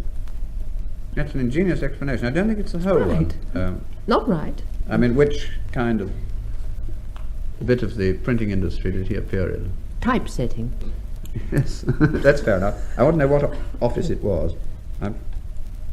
What office? Mm. Well, the printer's office. I haven't got any further than that. All right, I think that's good enough. It was newspapers mainly, you see. He was a printer's messenger boy. Oh, no, I assumed And it was a printer's newspaper. Good The point gracious. was that, particularly in the older method of printing, he took the sheets from the press and ran off with them to wherever they were wanted, and they were very wet with black ink. And so he became also very wet and very black, and was called a printer's devil. And they spoke of him, I think, at the beginning of last century. They do commonly so black and... No, it must be earlier than that, 17th century, I think. They do commonly so black and bedaub themselves that the workmen do jocosely call them devils. That's what I was trying to get at. 2 marks on it. Well, devils is red. It's the other side of the infernal blanket.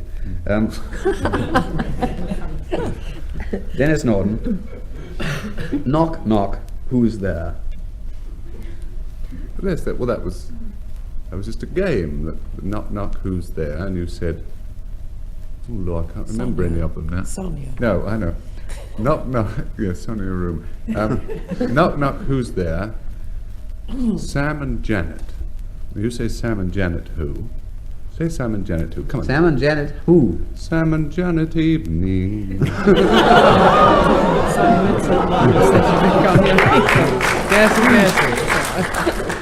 The origin of it. The first time the phrase occurs, as far as I know. First time it occurs. As far as I know. Nancy says Macbeth. Yes. Yes. The porter. The porter. Yes, that's right. The porter in Macbeth. Well done, you get 2 marks. It was a popular game of the kind that Dennis describes. But the porter has a nice little scene of his own in the middle of Macbeth after the murder of Duncan, and when the light, as it were, is let in on the play. Here's a knocking indeed. If a man were porter of Hell Gate, he should have turning the key. Knock, knock, knock. Who's there in the name of Beelzebub? And he goes on doing this for the entire scene. As far as I know, that's the first time the phrase was used in that way. Well, now we come to the last round and go back to the quotations I gave the 2 teams earlier on in the programme. Nancy Spain, the origin of your quotation, the shape of things to come. Well, it's a book title by H.G. Wells. Yes? What sort of book was it? It was about the future. Yes? Yes, I think that is so easy. I don't think I'm going to give any marks for this part. Oh, no, look. All right. I suspect, Nancy, that this The Shape of Things to Come it was not an original title invented by H.G. Wells. I think it may be somewhere in Shakespeare, but probably somebody will write it and tell me. I so far haven't been able to discover it, nor has Ted Mason, who wrote the script. Now, Dilys Powell, the origin of yours, which was anything awful makes me laugh. That's somebody talking about weddings and funerals. Yes? And I think it's Charles Lamb. Well done, it is. It's a letter he wrote to Robert Southey. I was at Hazlitt's marriage and had liked to have been turned out several times during the ceremony. Anything awful makes me laugh. I misbehaved once at a funeral. Charles Lamb. Sick. And now I ask Dennis and Frank to give me their explanation of how these quotations came into being, and on this occasion the marks will go to whichever unlikely explanation gets the longer amount of applause from the audience here in the studio. So back to Denis Norden, and his quotation was the shape of things to come. Forget H.G. Wells. George Treadgold and his wife Rita were sitting at home one Friday evening when Rita suddenly looked up and she said, "George?" "Yes, my dove," he said. "George," she said, "I think I'm being communicated with." And he said, "Nonsense. It might just be a lump in the armchair." And she said, no, she said, "I have a feeling as though there is a tiny voice inside my mind trying to give me a message. Do me a favor, look out of the window that gives on to the garden." So he looked out of the window that gave onto the garden, and there, believe it or not, and it would help me considerably if you did believe it, were 3 Martians. And he turned to Rita and he said, "There are Martians at the bottom of our garden." And she said, well, I never, which was more or less the truth.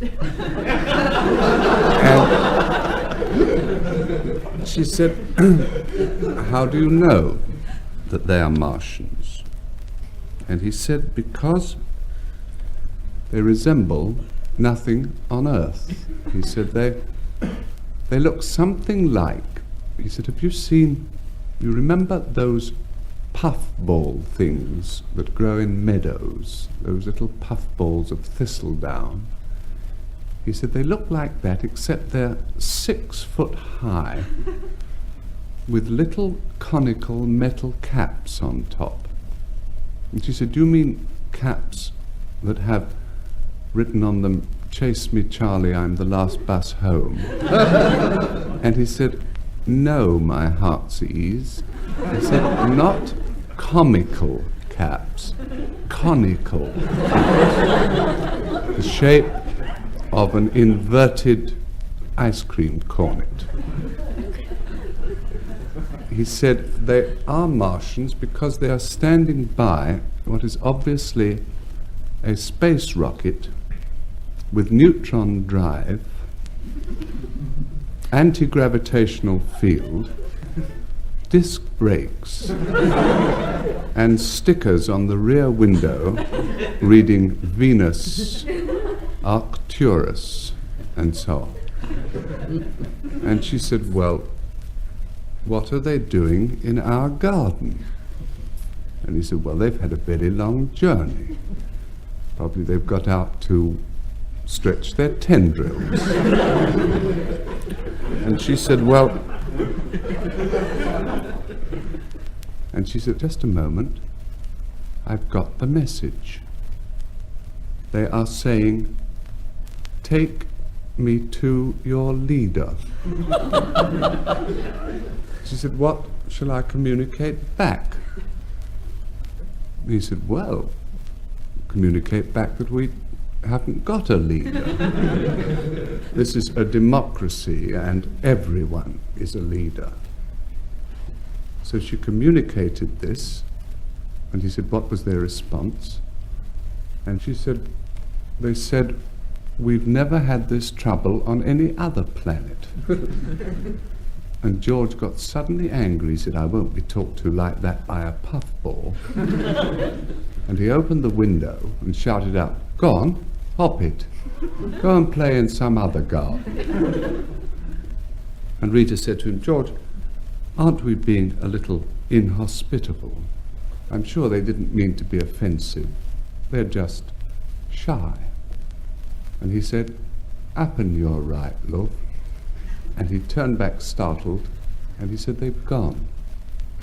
Look up in the sky, and up in the sky was this streak of light making back to the blackness of outer space. The Martians had come and gone, and Rita said, you see what happened? They were shy, and when you talked to them like that, they took offense. They took umbrage. And whatever H.G. Wells tells you, that is the truth of what happened when the Martians came. They took umbrage. The shy puff things took Well,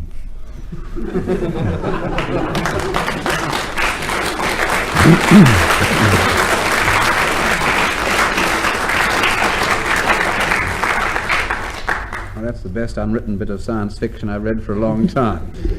And we go back to Frank Muir, and if you remember, his quotation was, anything awful makes me laugh. I have a theory, you talk about chaps, being worried because it's the latter part of the 20th century, but I reckon as long as you've got a bottle of gin, good friends, and healthy prejudices, a man should stand foursquare. Don't you, Dennis?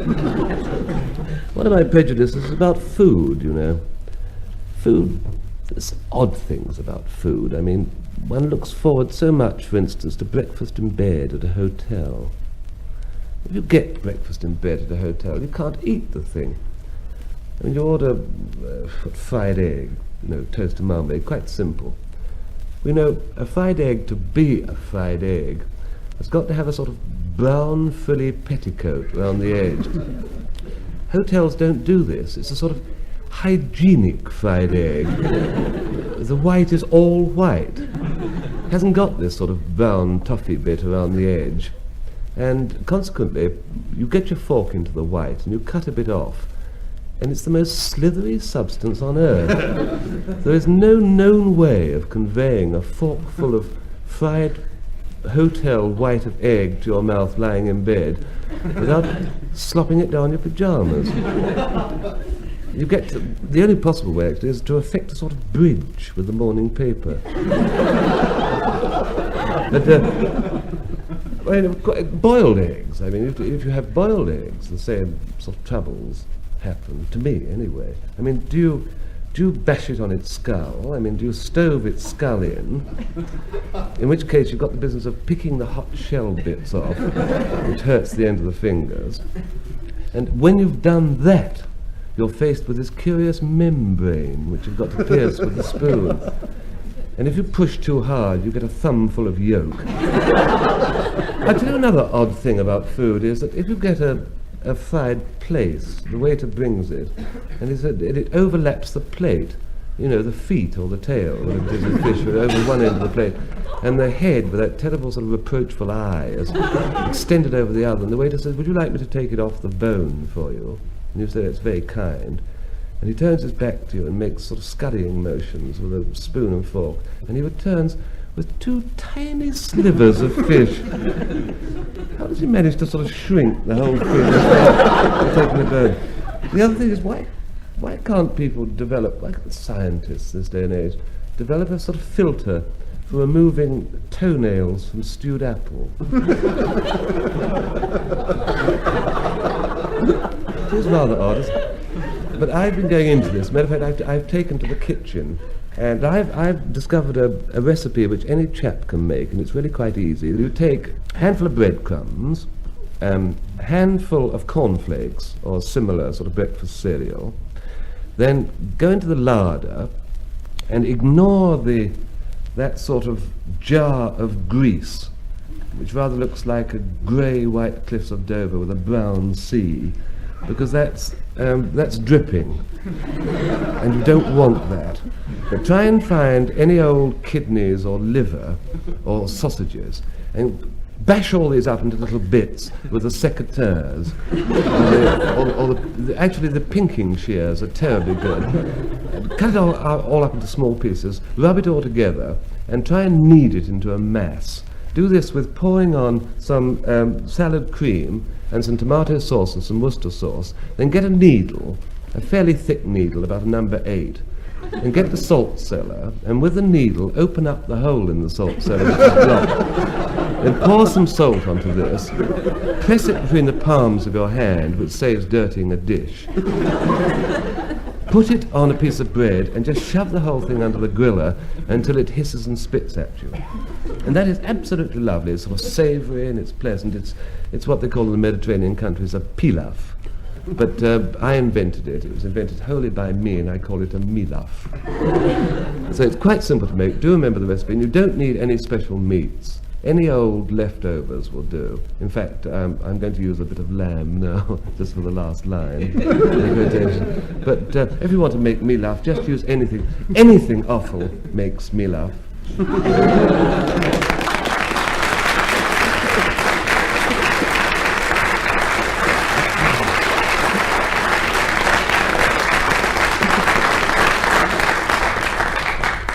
I hope the Public Sanitary Authority closes down that kitchen very shortly, but by your applause, I think Frank Muir just wins on that story.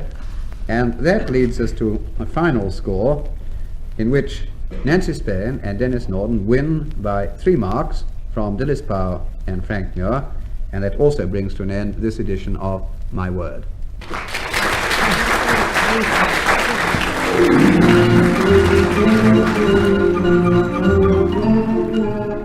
In My Word, you heard Dilys Powell, Nancy Spain, Frank Muir and Denis Norden, introduced by Jack Longland. The program was devised by Tony Shryan and Edward J. Mason and presented by the BBC.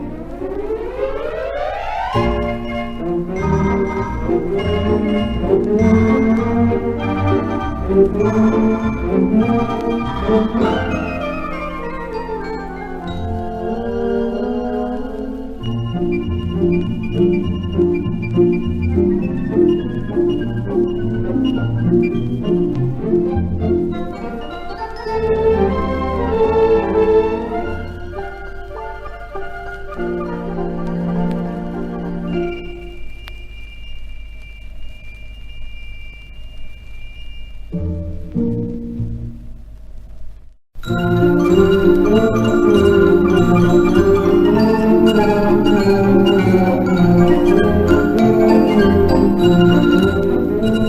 BBC presents My Word.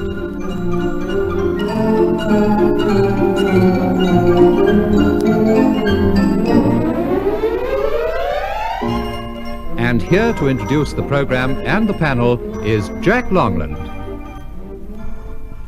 My Word is a word game played by people whose business is words, and those taking part are Dilys Powell, Nancy Spain, Frank Muir, and Denis Norden. And here's round one, which tests their vocabulary. 2 marks if they get the meaning of the following words reasonably right. And we begin with Dilys Powell.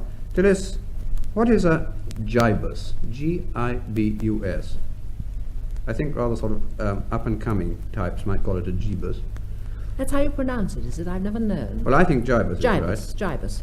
I take off my hat to you, Jack, for knowing Yes, how that's to all right. pronounce That's it. good enough. But what particular kind of hat? It folds up. Yes. It's an evening hat. But not for silk. women. Well, I don't know. Vesta Tilly might have worn one. I still want it defined. It's a gent's evening folding hat. Just jolly good. It's an opera hat, what's called a crush hat, and you had a lovely gesture in which you knocked it out like a pipe on your elbow, and it sort of expanded like that. Right? And it was named after Mr. Gibus, or Monsieur Gibus, I don't know which, who invented it.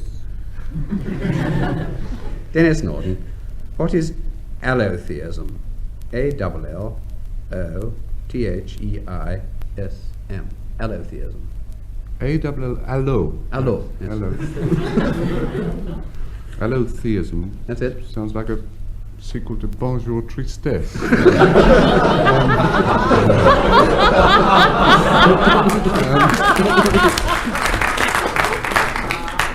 Theism is religion. That's right. It's the worship of strange gods. Allo means lots of other gods except the god you ought to believe in. So it's worship of strange gods. 1 out of 2.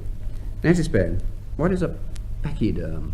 P-A-C-H-Y-D-E-R-M. An elephant, Jack. Among other things.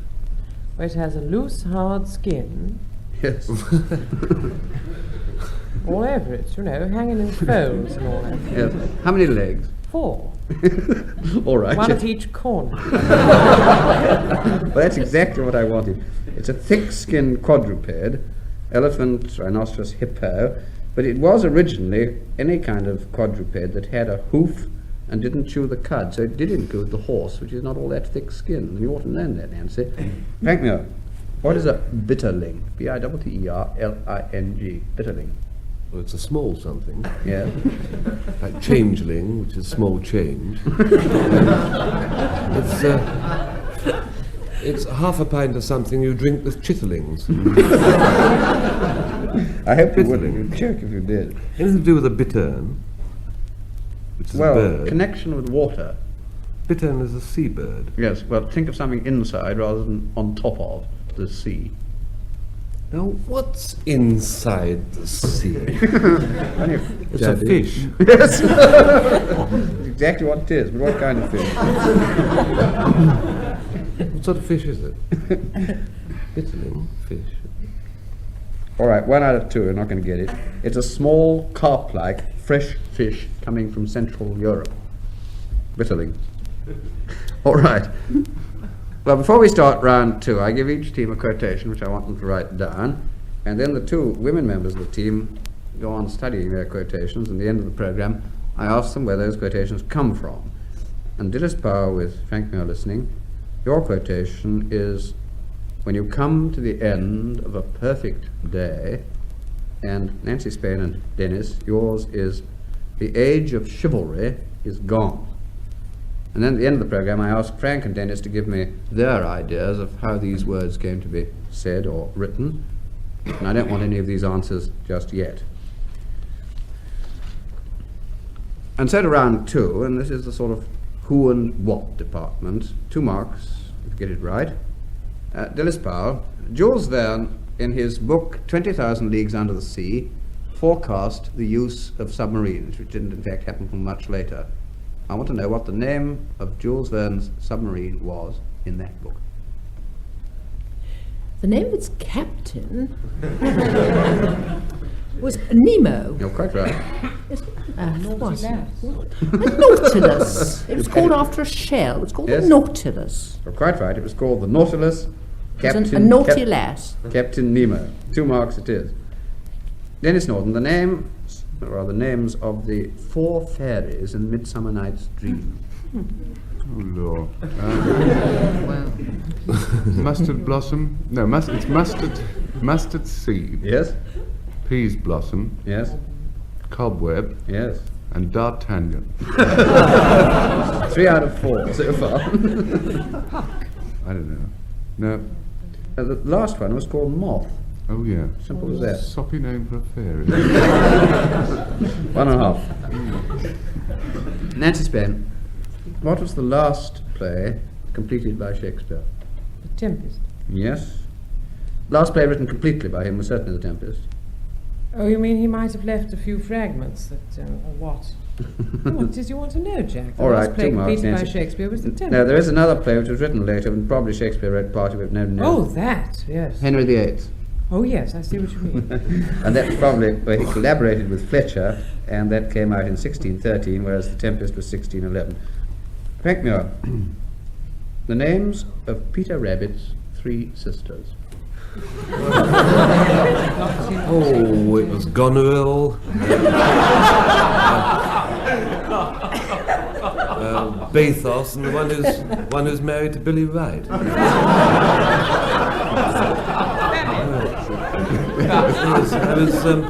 I was rereading my Beatrice Potter recently. Mopsy, Flopsy, and Cottontail. Well, you're right. 2 marks. Now,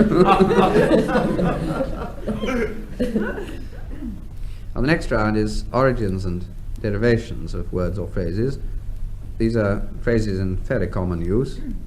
I want to know first what they mean, and second, how they originated. Beginning with Dilys Powell. Dilys, what is a Jeroboam and why is it so called? It's a very large bottle. Yes. How large? Wait a minute now. A magnum is 2 Yes. bottles. The Jeroboam is 4. You've forgotten the tappet hen. Beg your pardon? You've forgotten a thing called the tappet hen. I never heard of it. That comes in the middle between what you're talking about. Well, it's 8 Real. then. I settle for 8. Settle for 8 is fairly right. It's Yes. a magnum is 2 bottles, a double magnum, that's 4 bottles, is a tappet hen, and usually a Jeroboam is 8 bottles. It's a double magnum, though one of the great wine experts, Sainsbury, says it's 6 bottles, and there's a heretical tribe that thinks it's 12 bottles, so it's all a bit confusing. Now, why was it called Jeroboam? You've got 2 of your marks. It's after Jeroboam in the Bible. Yes, and why? He did everything very sort of mightily. That's it. Quite right. 4 marks. Jeroboam in the Book of Kings was described as a mighty man of valor, and then a bit later on it said, and he made Israel sin. 4 marks. Well done. Denis Norden, why is a cab called a cab?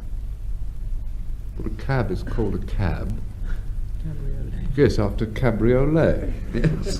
Cabriolet is a French word, and it means coffee with a lot of milk.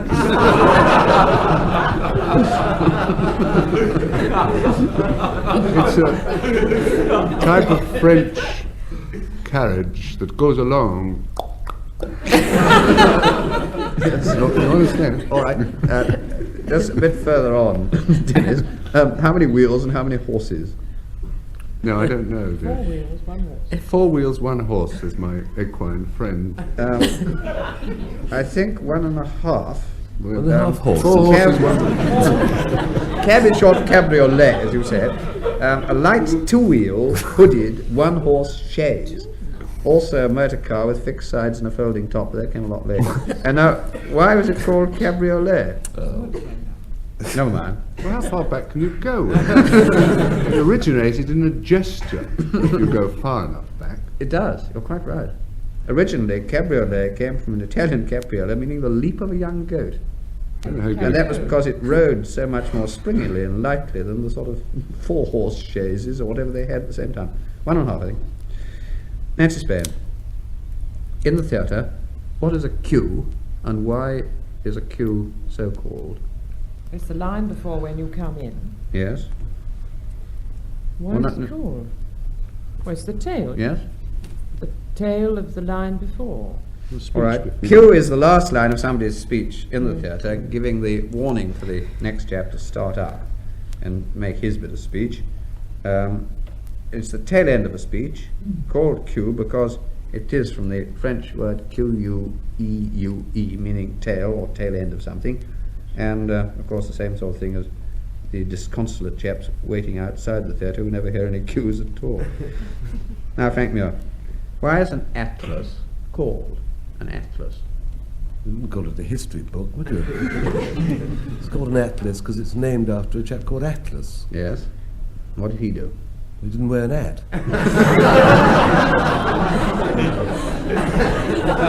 He couldn't. He was also a gentleman in Greek mythology who upheld the world on his shoulders. All right, that's good enough. He was one of the Titans who fought against Zeus, and Zeus condemned him to wearing the world on his shoulders, or the heavens. That's why it was called Atlas. 4 marks. The next round is about styles of writing.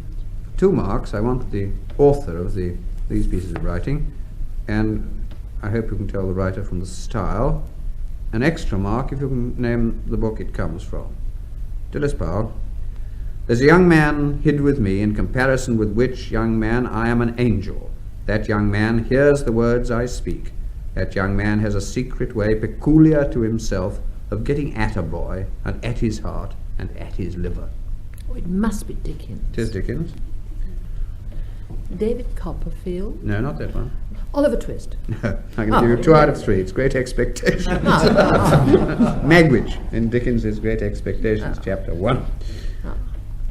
Denis Norden. The cook was a good cook, as cooks go, and as cooks go, she went. I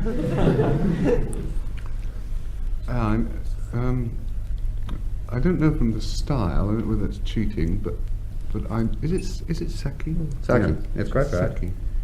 And do you remember his other name, Dennis? It's not essential. It's in brackets. That's right. It's H.H. Munro, who wrote under the pseudonym of Saki, and it comes from a book, I give Dennis 2 out of 3, it comes from a book called Reginald on Besetting Sins, and Reginald is speaking. Nancy Spain.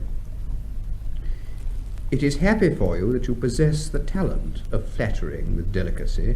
May I ask whether these pleasing attentions proceed from the impulse of the moment or are the result of previous study? I know, it must be Jane Austen. Yes, it is. And I suppose it's Pride and Prejudice. You're absolutely right. Well I done. suppose that it's Elizabeth Bennet being terribly rude. All right, I got to give you 3 because you've done jolly well. It's Papa Bennet, Mr. Bennet. who is listening to that ass, solemn ass, Collins. Oh. And he finishes up by saying, Mr. Bennet's expectations were fully answered. His cousin was as absurd as he had hoped. Jane Austen, Pride and Prejudice, chapter 14. Frank Muir. Really, if the lower orders don't set us a good example, what on earth is the use of them? This is a sort of epigrammatic piece of dialogue. Yes. By the gentleman who wrote that work is the curse of the drinking classes. Yes. Mr. Oscar Flaherty Wilde. In a moment of pure truth. The importance of being earnest Yes, is quite our right. considered opinion. Well done. Now we come to the last round and go back to the quotations I gave to 2 teams earlier in the programme. And first of all, Dilys Powell, for 2 marks, I'd like the origin of your quotation, when you come to the end of a perfect day. It's a popular song about the time, I should think, of the First World War or something like that. Isn't that enough? No. And When you come to the end of a perfect day and the... All right, half a mark for effort. It's by Carrie Jacobs Bond. Oh, of course! Is an American songwriter. Harry Jacob Bond. Half out of 2. All right, Nancy Spain. Now I want the origin of your quotation. The age of chivalry is gone. Well, I think it was a speech Yes? by Burke. Quite right. He was talking about the death of the poor Queen of France, Marie Antoinette. The age of chivalry is gone, that of sophisters, economists, and calculators has succeeded, and the glory of Europe is extinguished forever. And I ask Frank and Denis to give me their explanations of how these quotations came into being, and on this occasion, the marks will go to whichever unlikely explanation gets the bigger applause from you, the studio audience. So, back to Frank Muir. When you come to the end of a perfect day. The other day I was drowning. My past life flashed before me. It was absolutely fascinating. I recalled when I was quite young, and on the beach at Broadstairs where I was brought up, I used to spend all day in the sun dashing about on the beach and begging for coppers and for a crust of bread, and sometimes some of the holiday makers on the beach would give me a rather old marmalade sandwich and wolf it down. You know, and then lunchtime the chauffeur and nanny would collect me and roll. They were lovely, halcyon days, and very gay days. And my greatest friend on the beach was the deck chair attendant, who was a rather large man, rather old man, gnarled, and he had a sort of growth of grey beard.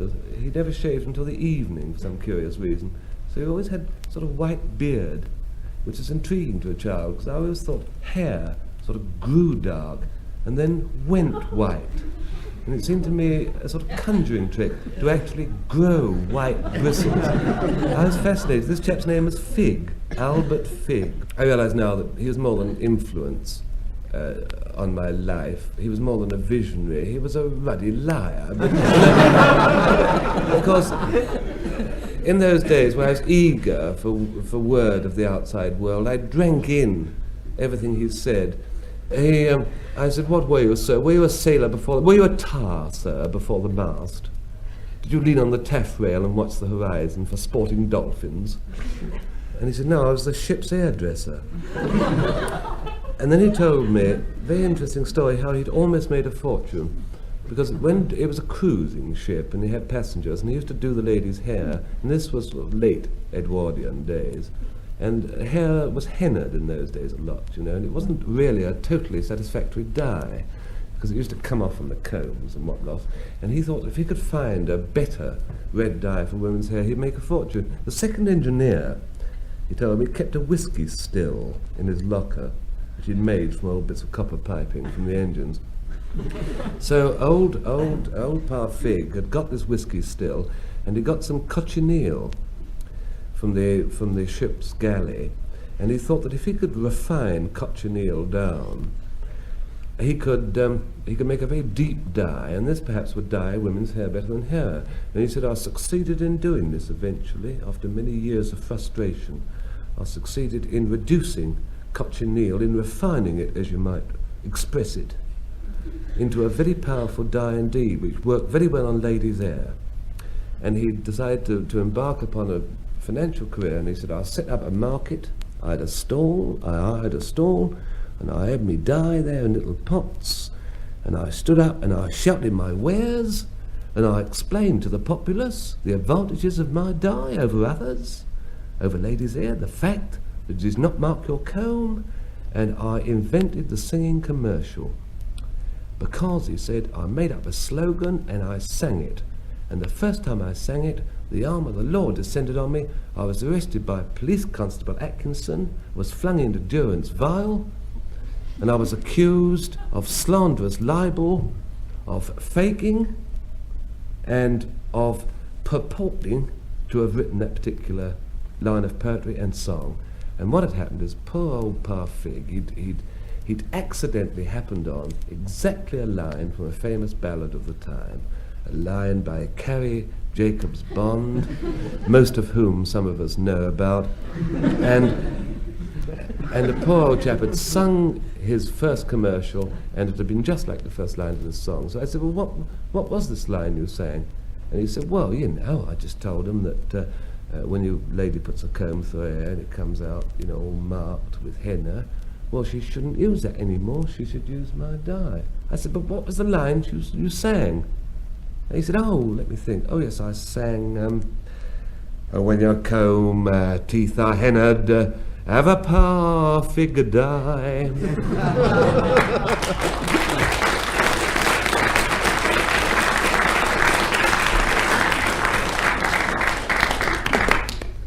I feel sorry for Miss Bond.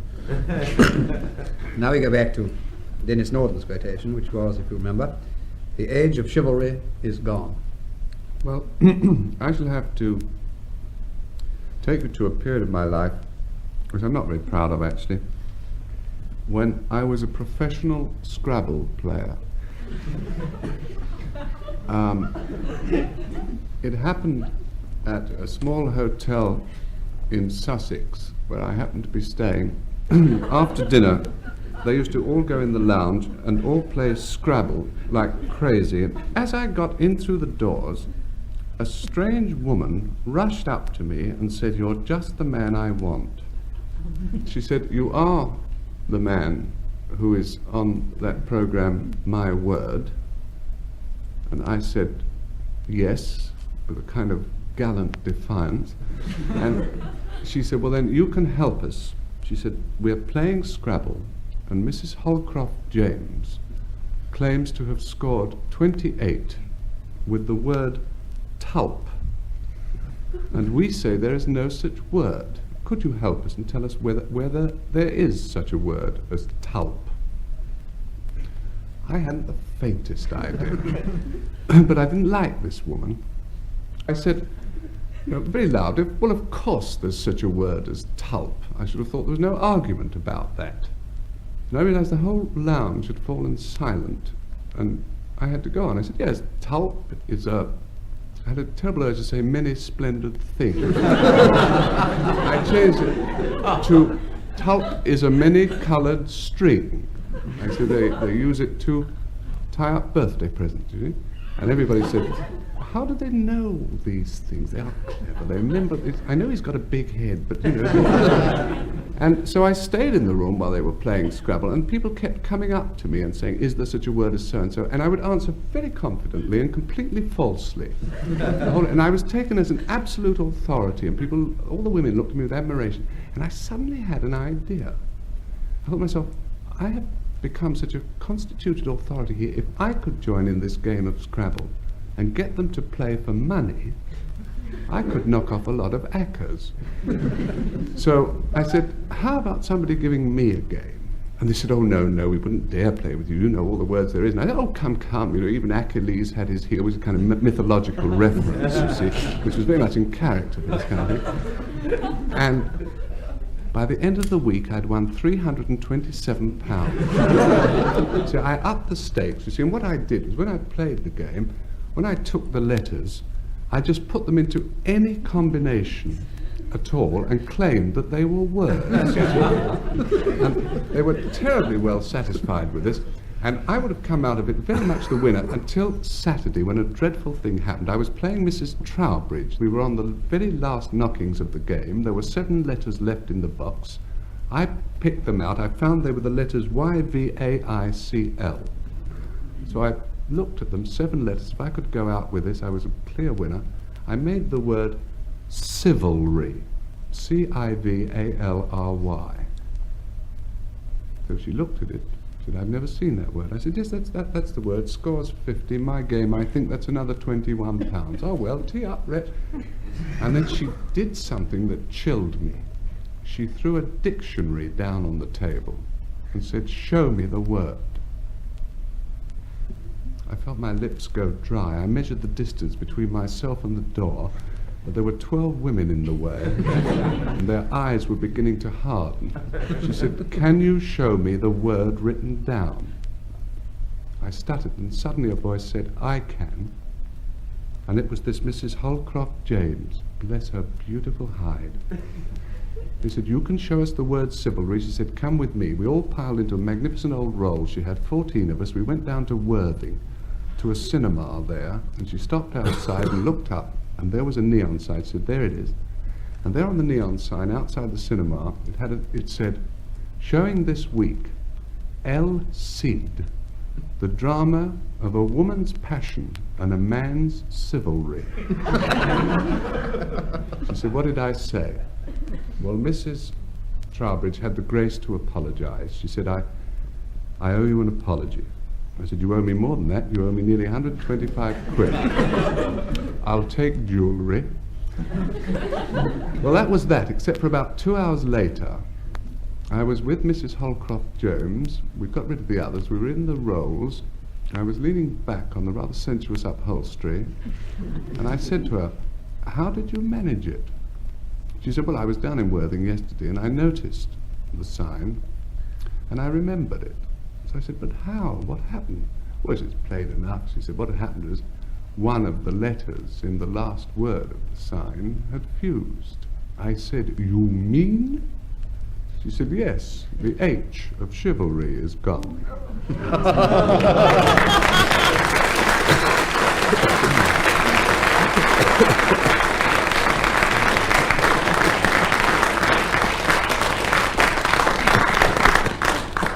That was a beautiful story, and I hope there's a sequel. And I think by your verdict, the mark goes to Denis. And that finally brings us to a score in which Nancy Spain and Denis Norden win by 1.5 marks from Dilys Powell and Frank Muir, and it also brings to an end this edition of My Word.